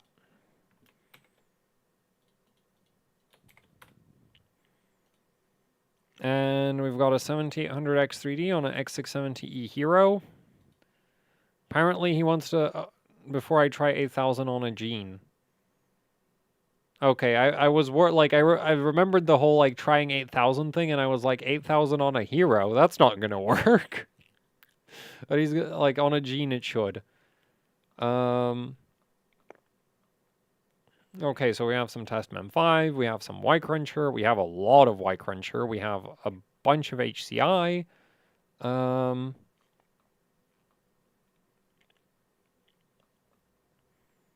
30, 38, 38, 36, 28, 64, 410. Oh, right, 24 gigabit, 420, 48, 560, 7, 1. Oh, you're at 6400 and 1.2. Okay, that kind of makes sense. Like sometimes, like some memory kits and some memory controllers, when you're running like 6400, you can't do low RD SCL. Single rank setup, yeah, single rank setup. TREFI 65000. So this looks good. And then 2133 FCLK. Yep, this looks good. Like yeah. There's not really much to comment on because, I mean, I think your WTRL could probably go lower, but other than that, I wouldn't change anything.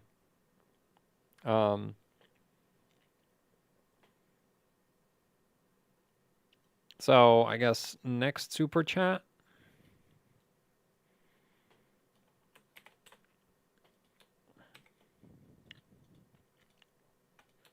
Right.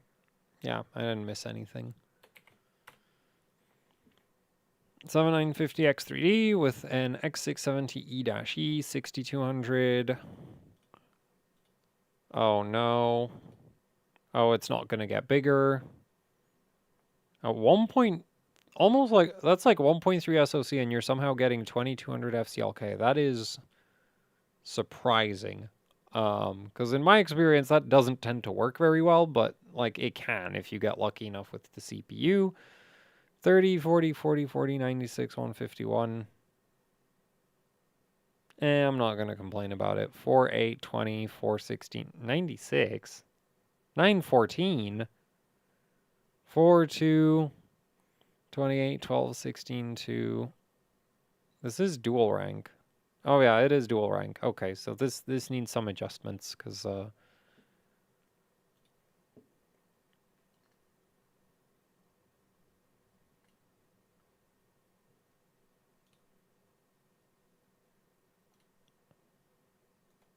can I just like paste over it? Lovely. So this right here, 6. Oh no.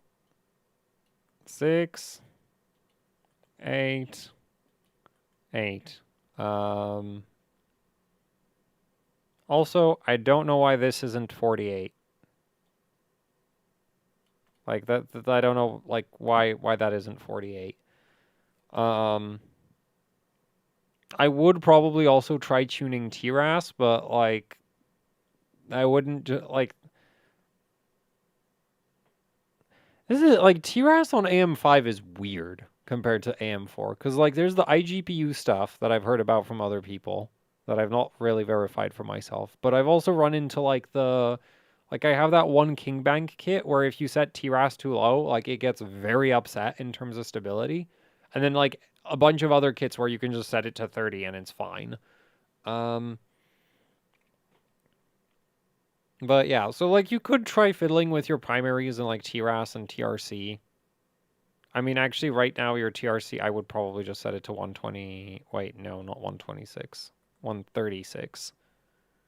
Well, that's probably not going to change performance very much.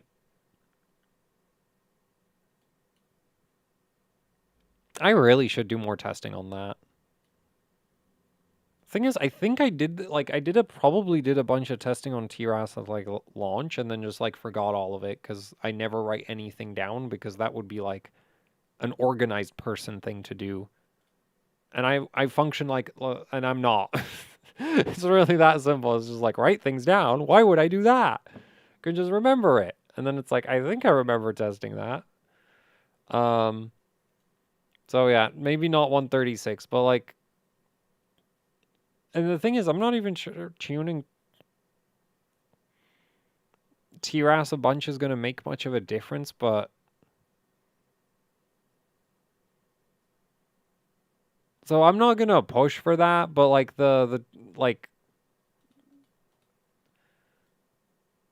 like this I'd say is important. This doesn't really matter, and this is like optional if you feel like um it. But definitely I would do the dual rank back-to-back timings. Anyway, so that's that. Wait, did that actually show up properly? Okay, it did. Man, got a bit worried there that it was like not on display the whole time.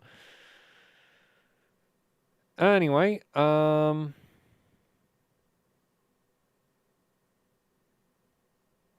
is there anything else? Oh, also the TRFC. I did forget that. What is this? This is 16 gigabit. 500. Yeah. It's not really going to make much of a difference when your refresh interval is at like 65,000, but like there's really no reason to leave it at 914. So, and actually if you're on ADI, you should be able to drop it to like 400 or something like that, like 400 or something, but 500 is definitely going to work regardless of what 16 gigabit memory chip you have from Hynix. So yeah. Anyway, there's another super chat. Got a new 64 gigabyte kit using your timings lowered TCL to 28. Provide screenshot, please. Like, I have a video showing a 64 2x32 setup. You could watch that.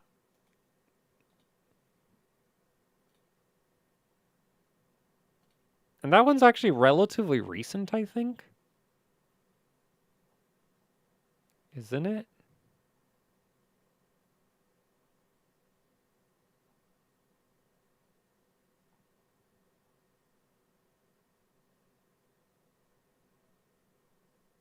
Oh yeah. Well, my definition of relatively recent is 6 months ago.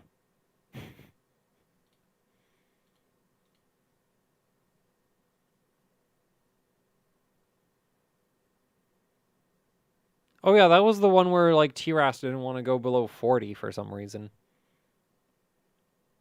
Alright, does that cover everything? Is there not a shorter version? Wait, there are not two versions of that video?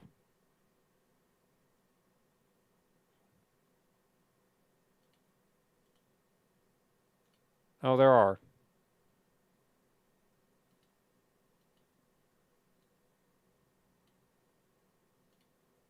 Anyway, so yeah, you could just like check this out.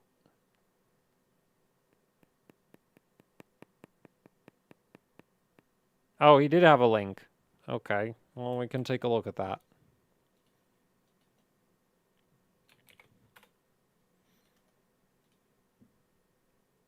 Oh no.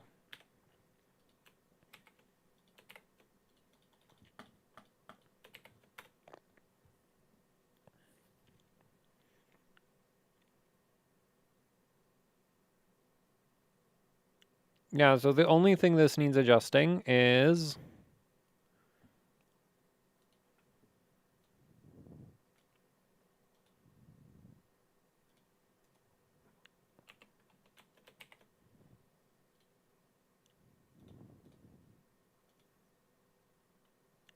Six, 6, 8, 8. That's it. Because it's a dual rank setup, and then everything else. I mean, you could, like, your SoC voltage is reasonable, so you could try pushing to 6200, which would probably require you to loosen out the primaries a bit. But other than that, I wouldn't really change anything. Oh, I guess also if you have good memory temperatures, you could push refresh interval higher, but since you're on 32 gig DIMMs, the memory sticks tend to run hot, so probably not the best idea unless you have a fan pointed directly at them. Yeah, anyway. I think that covers that. Also, we're at 2 hours now, so we're closing submissions.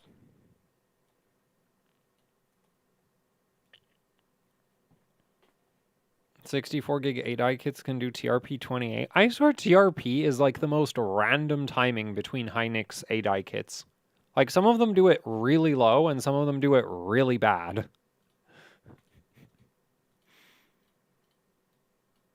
Along with, like, TRCD. Like, TRCD and TRP are the most all over the place of the timings on Hynix 8i. Because at least cast latency, you can just brute force it with more and more memory voltage, right? Like, oh, I want CL whatever, you just... well, that's not true. At some point, you're going to hit a memory voltage that's so high that raising the voltage further upsets, like makes the stability worse. But until you get to that point, you can basically fix it like, oh, I can't do CL28 at 6000, just raise the voltage. But anyway, so we've got one more super chat. And this one is 3733. Can't do CL14 on this. What memory voltage are you at?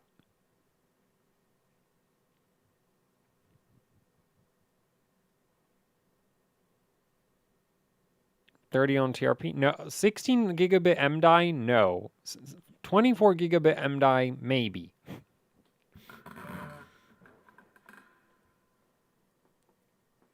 $1.475. And it can't do CL14. Does it, like, not post, or is it just not stable?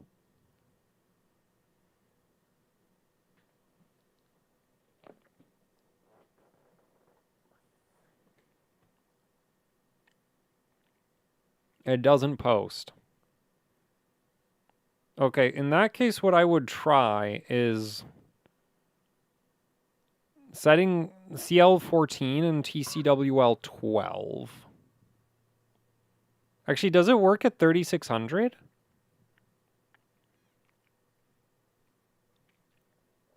Can RAM performance differ between modules of the same frequency and timings on the same motherboard, just different die? If the timings are the same, no. But if you have two different memory chips, the auto timings are probably not the same. So, also, did I somehow... Where did the face cam go?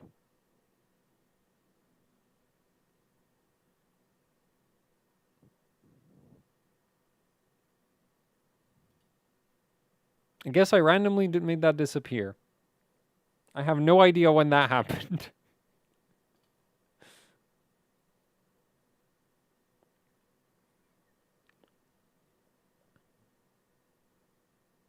If my RAM boots 30 TRP, then it's 100% ADI. If it's 16 gigabit, yes.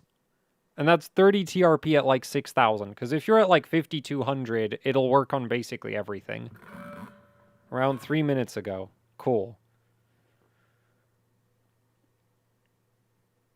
Even if I loosen other stuff up. Yeah, the thing is, I'm wondering if this board is one of those boards that, like, hates it if the cast write latency isn't 2 ticks below TCL, which is, like, a thing that sometimes happens. So that I was thinking, like, TCL 14 and TCWL 12. And then also maybe try CL 14 at 3600. And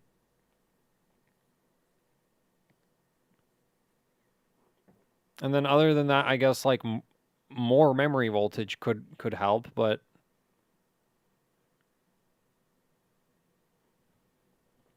what RAM to go for with Ryzen 9000? Still 6000 CL30. What SoC for 6000 and 2200 FCLK? Depends on your luck with the CPU, but somewhere between 1.1 and 1.2.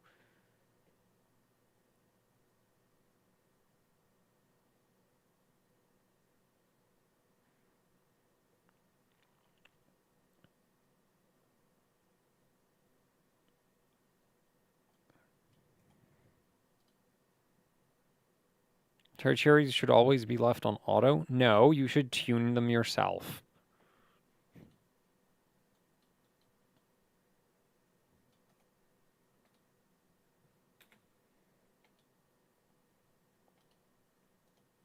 Also, I know I said submissions are closed, but like somebody submitted a Ryzen 5500, which is like those are fun. So we're doing that.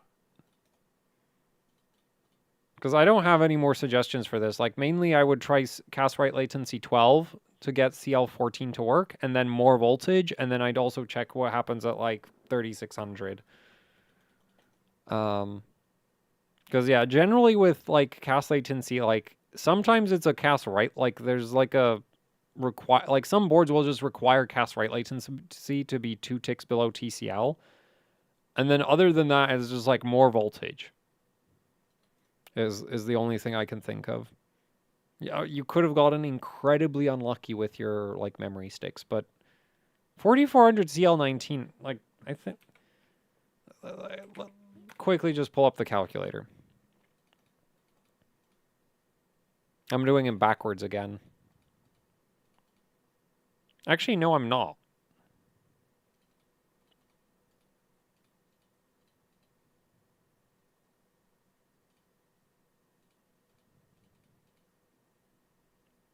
Wait, what? No, wait, I was doing it backwards.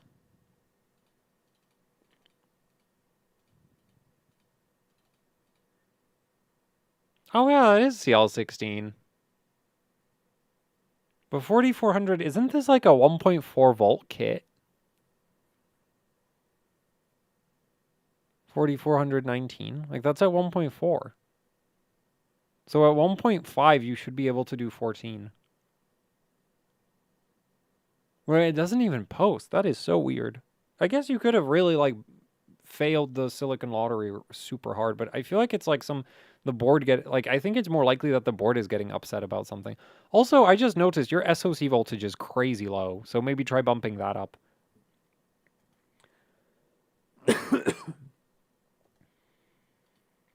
Anyway, last submission. ASRock A320 ITX, Samsung Beat i2x8, and a Ryzen 5500.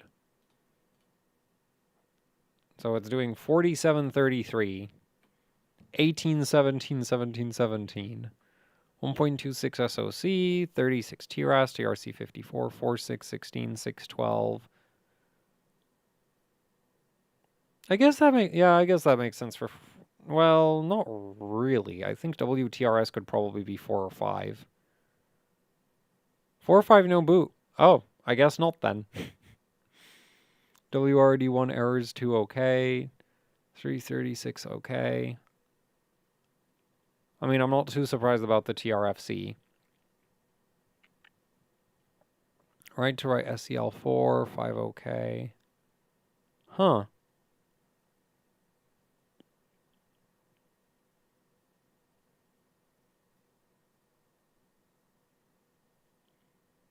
I mean,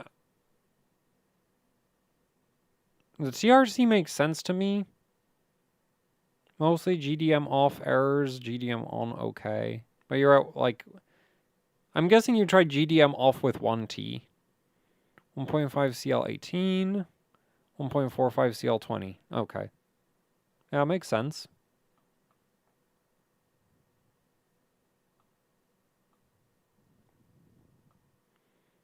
It's a real shame that the Ryzen 5000 APUs only have 16 megabytes of L3 cache. If they had 32 megabytes of L3 cache, they'd probably be kind of beastly because they have a really good memory controller. Also, what FCLK is this? Is this, like, I'm assuming this is synchronized FCLK. Oh, yeah, it is. 2366? Yeah, 2366. Neat.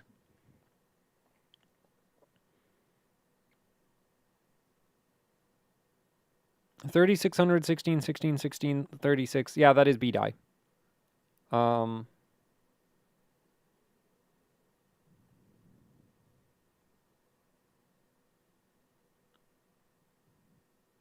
8000 CL38 performance better than 6400 CL32. 8000 is really dependent on your motherboard to work.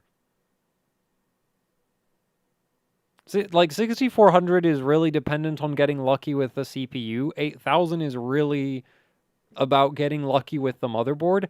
And I don't know for sure how consistently 8000 works on like most boards. My experience with 8000 so far is that there's like out of all of the AM5 boards that I've tested so far, I haven't tested the new Hero yet. I have one AM5 board where 8000 like works consistently and is realistically going to even like work with an Expo profile. Because all the other boards, like I have an 8000 rated kit. The other boards don't have a chance of running that kit on auto settings. Like it doesn't even remotely work. Whereas I have one board, which is the B650 Tachyon, where you can turn on the XMP profile and it actually mostly works. It still needs like some fine tuning in terms of voltages, but it mostly works. Everywhere else, it just doesn't work. So, and like I have a bunch of boards where like sometimes it boots, sometimes it doesn't. It's never stable though.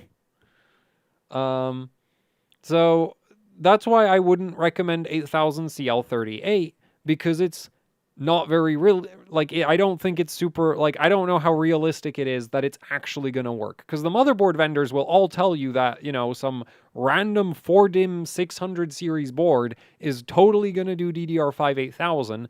And my experience with that is, no, it won't. Like, the 4DIMMers max out at like 7600 without too much difficulty. And above that, it will not work on auto settings. Going to do live OC.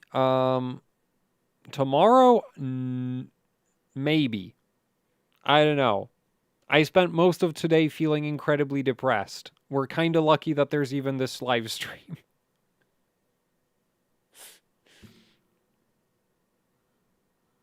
Master X can do... what? There's a Master X what? Isn't it just an X... There's no Master X for X670.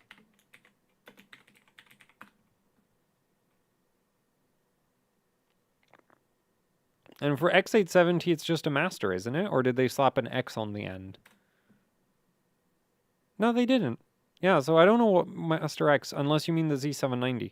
Oh, that one. Yeah, no, that doesn't work at all.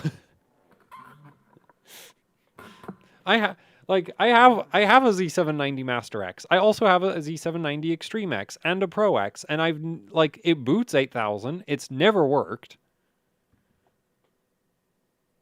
X670E Hero maxes out at 7200. My experience would be more like 7400, but yeah, basically. Why hardware info reads VDIMM as 1.44 if I set 1.4 in the BIOS? The sensor placement on the board could be really terrible. The sensor could also be really inaccurate.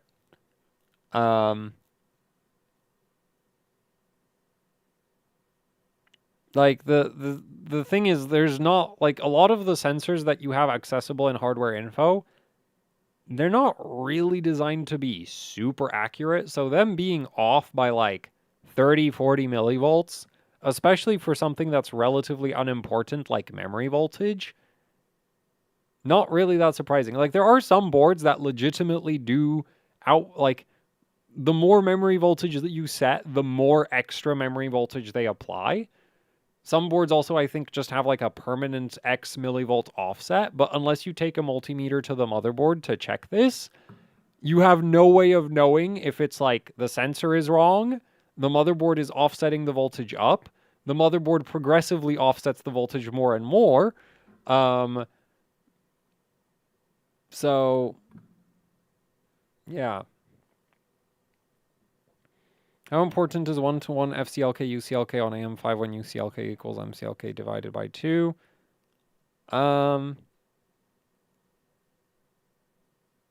Is like, especially for gaming, it's generally ideal. Like if you're at like 7800, synchronized UCLK is better than like synchronized FCLK is better than desync. And at 7800 that synchronizes 1950. That's not even 2000. Now if you have some kind of like very memory bandwidth heavy workload, then more FCLK is more better. But if you have something that's latency sensitive, synchronized is ideal. As important as AM4? No. It's less of a difference than it was on AM4. Max memory frequency of a memory controller? That's hard.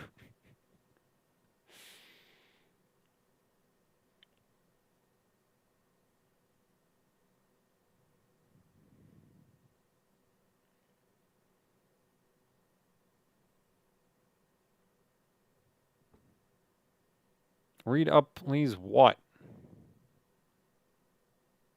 Like, look, if you're going to tell me to scroll back up... Oh, wait, does B650 MA Aorus Elite do the same as your X670 Aorus Master? In terms of what? Like 1-to-1 mode? Yes. In terms of 2-to-1 mode? I don't know. What is Phi RDL? It's like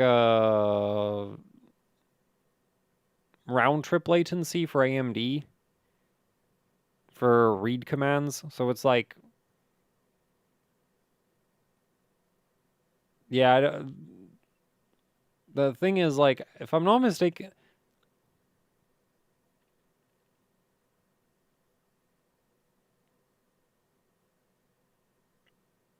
I'm not sure. I'd have to ask somebody else, but it should be something to do, like,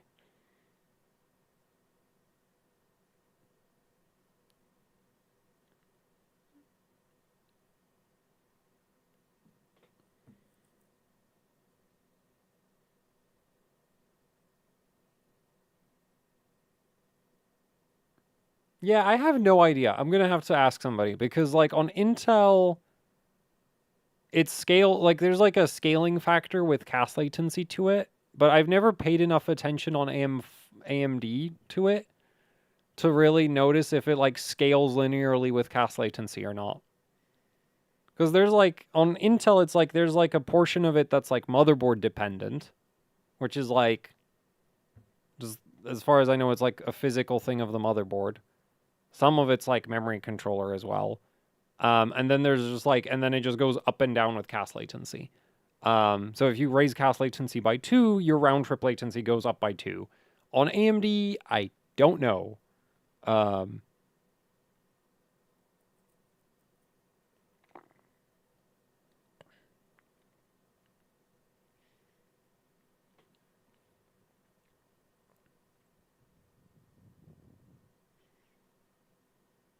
If I'd be happy with 7400 on a 12900 KS. Like, it's a 12th gen CPU. The memory controller on those is weaker than 13th gen. Nah, I've heard of some 12th gen chips doing 7600. But, like, don't ask me about it. I never managed to get past 7200. Actually, I don't think I ever got even 7200 to work on a 12th gen. Like, my experience with Intel memory overclocking is absolutely horrendous for everything on LGA 1700. I don't know, maybe it's because I just tried to stress test them too hard or something. The thing is, like, I don't bin CPUs, so if I'm legitimately just extremely unlucky, which wouldn't surprise me considering some of the other things that I would just have terrible, terrible luck with in terms of hardware, I I don't have any way of proving that because I don't bin CPUs, right? Like I don't have like 10 CPUs to find like a better one. If you have a bad CPU, the only way you're going to prove that it's actually bad is by getting a better CPU, right? It's like all of my Ryzen 7000 chips are like 6200 max or lower. And one of them like barely does 6400, like almost kind of does 6400. And then I get the 9950X, and the 9950X runs 6400 at like the voltage that the 7800X3D in my daily needs for 6000. Like, you know, and you tell most people, yeah, my 7800X3D like doesn't work at 6200, and it's like, well, that's not possible. That's just like the worst CPU ever. And it's like, nah, that's just the kind of luck you have when you're me.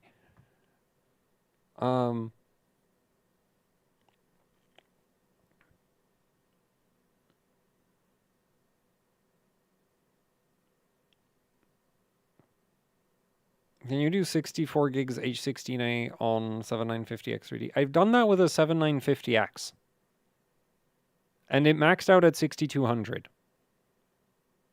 Like, the thing is, like, either your CPU does 6400 or it doesn't. And if it doesn't, then it doesn't. Right? That's why I have, like, literally, like, 4 CPUs that don't do 7800X3D, 7900X, 7950, 7600. Yeah. So I have, like, 4 CPUs that don't do 6400 on Ryzen 7000. There is nothing that can be done about it. They just don't do 6400. So it's like, oh, CPU doesn't do... Like, if you set your SoC voltage to 1.3 volts and it still isn't passing stress tests at 6400, you need to buy another CPU, assuming that you're that desperate to get 6400 working. 6400 post, but I get errors. Yeah, then it's just buy more CPUs. That's your options. You can buy more CPUs, or you can just accept that it doesn't work at 6400. I would highly recommend accepting that it doesn't work at 6400 because buying more CPUs to get 6400 to work is a waste of money. Unless you're like unless you're a massive AMD fanboy, in which case you can consider it like a donation to AMD or something.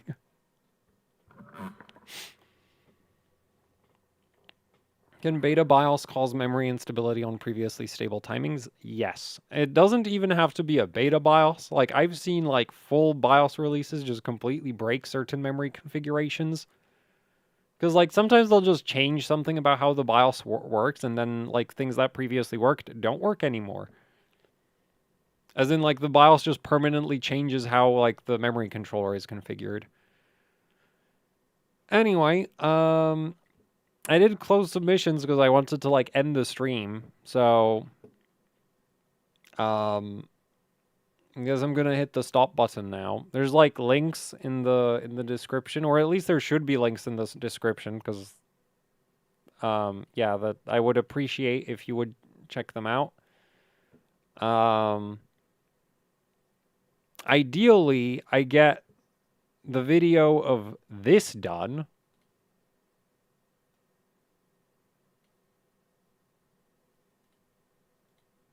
by, like, tomorrow sometime.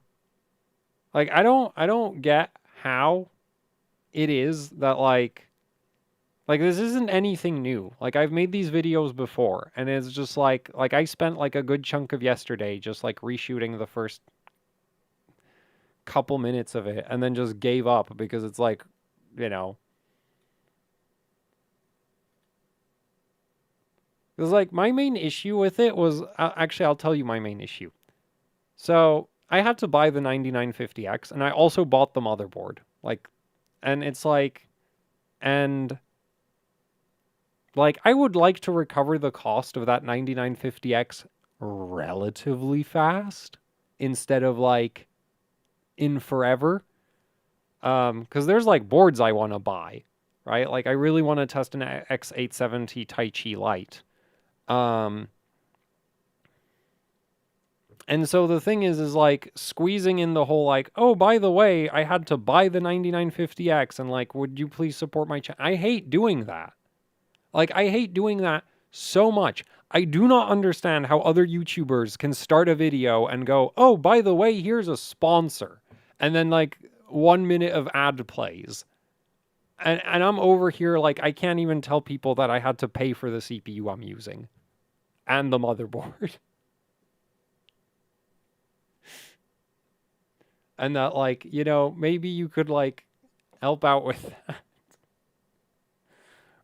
that. Okay, if I write a script, you know what's going to happen? I'm going to trip over my words reading it and have to reshoot anyway. Or I'm going to halfway through the sentence, I'm going to decide that the script is stupid and I'm going to have to reshoot anyway. Like, this doesn't work. Okay? Like, this is like a permanent dysfunction I have that just doesn't go away. If it did go away, I wouldn't be so whiny all the damn time. Also, I need to not hit the mouse.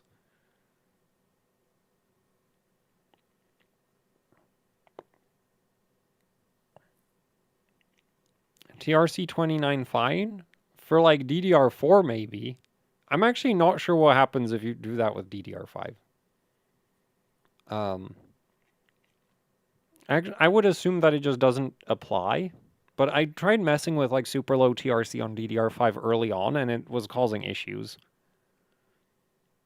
I can't spawn. Well, no, I don't want, like, that's the thing. I don't want to ask people for money because that's just like, you know, and I realize that I've literally just done a stream where it's like super chats get priority for the last 2 hours, but like, this is like the least intrusive way that I've found of dealing with this is just like how I don't have to read that. It's just on screen. You don't, you know, if you don't have to, and like you're guaranteed, and it's like a very, like, still not a fan of it though. But it's like, to me, this is less bad than actually having to say the words of like, please give me money. Because that's basically what it devolves to, right? But then on the flip side is like, if I want to, like, you know,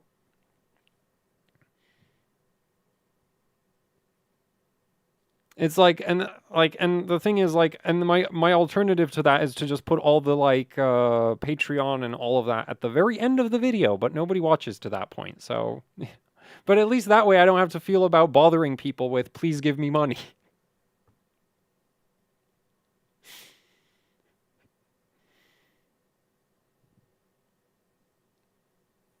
And yeah, so that's what I got stuck on, is just like, and then also like yeah, I don't know. So like even just reading it, like, it's just like, I just, you know, and it annoys me greatly. And the funny thing is like, also like the kind of information that's covered in a video, like the memory timing videos, would be way better conveyed in just like an article. But the problem with articles is that they make even less money than videos. Right? So, like, that's why all of the like written media is just like disappearing. It's just like, it makes no money. And if it doesn't make money, then nobody's going to do it. And so, yeah. So anyway, so I don't know, like, I mean, worst case scenario, I'll just like do the thank you to King Bank for providing the memory kit, and we'll just ignore the fact that I had to pay for the motherboard and CPU, because that's how I've done a lot of videos, right? Teespring not working? What do you mean it's not working? Oh, they must have changed the links. Wait, did they? I don't know.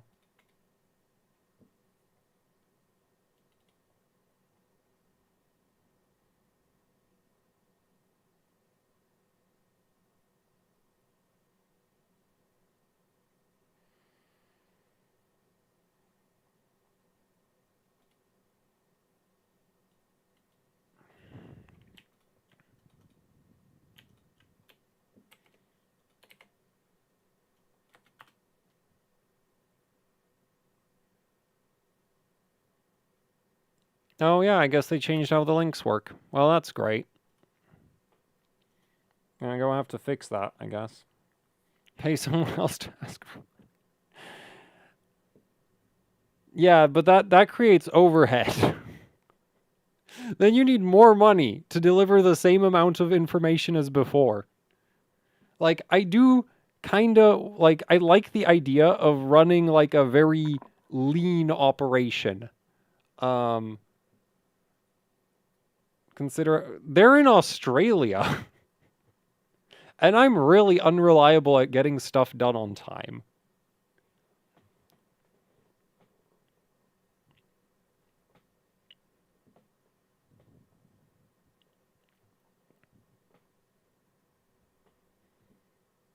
So anyway, that'll be it for the stream. And hopefully I like manage to get over myself enough to finish that video tomorrow. Cuz it's definitely not happening today cuz like I'm basically falling asleep.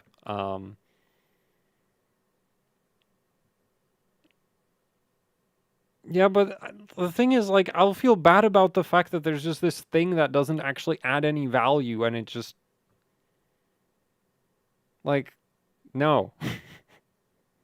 We're not doing that. Is 180 for 3760 3733 G. That's a B-die kit? They make that that's a speed bin that exists? What does 1-to-1 ratio mean? It's just the memory controller to memory clock. So like because with DDR5 and already with DDR4, the memory could run at frequencies far higher than the memory controller could handle. CPU manufacturers like Intel and AMD added the option to like run the memory controller at half the memory clock, or the memory clock at double the memory controller, depending on how you look at it. And 1-to-1, they run at the same clock.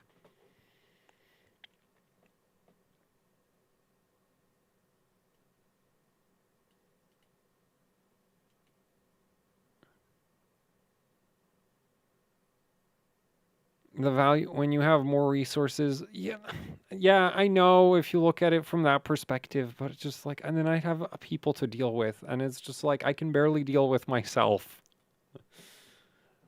We don't need more people. Like, I get annoyed when people send me like fan mail randomly. Not because it's like bad or anything, it's just like. Anyway, so. But like, it's less like I need somebody who to handle, like, I need like a handler. Just like keep me from actually having to like here's Buildzoid, here's hardware. Don't ask how we got it or where it came from or anything. Produce results, please. Anyway, that'll be it. So yeah, hopefully this will be up tomorrow, and then once this is done, I can move the 9950X to the Hero. Because, I mean, technically, no, I don't feel like clearing out desk. Like, technically, I could test the Hero with a 7950X. I don't think Asus would be thrilled about that. Even though I'm going to do that anyway, because I want to see, are the X870 boards actually... Because the thing is, this 9950X has like a wildly better memory controller than everything else I have. Now, I don't think the 1-to-1 performance is that relevant to the 2-to-1 behavior. Because 1-to-1 I think is mainly limited by the memory controller itself, whereas 2-to-1 should be limited by the physical interface. Which, as I think they should be relatively separate from each other. But I still would, like, ideally you want to, like, if you're going to check if one board is better than another, you should use the exact same CPU on both boards. So, I do also probably, like, I'll probably test the X870 with the 7900X. Because that's the CPU that's been used for most of the memory testing. Anyway, yeah. that. I don't have an Asus CPU. That's like the whole point, is like I had to buy the 9950X. You want sponsors? Yeah, like that's basically the issue. Like, well, no, not a. Doesn't matter. Like, ideally, like, I don't know. I don't know what I want. I don't want to have to deal with the money side of the business. That's the best way to put it. I like testing things. I don't like I don't, you know, I don't like basically everything outside of testing things. I don't like doing. Making videos, don't like that. Getting review samples, don't like that. You get the idea. So, anyway, but that's just like a necessity, I guess. So I'll just have to deal with that.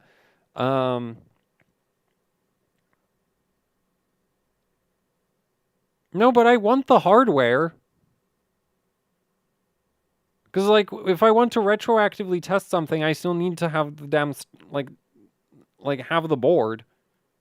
Like, there's boards that I get rid of, and then there's boards that I want to have because, like, they're relevant for, like, comparison tests and retesting and that kind of thing.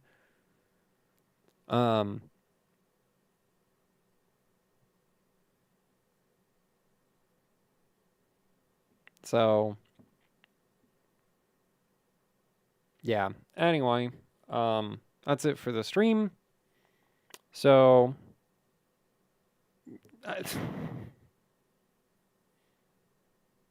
it's the benchmark games. Yeah, I know, but like that like not happening. Like I realize how much of a problem it is that we have on one, like, it's like there are options for solving my problems, and then it's like, yeah, but I don't like any of those options. So I'm making my life difficult for myself. I'm fully aware of that. You don't have to tell me. It ain't gonna change though.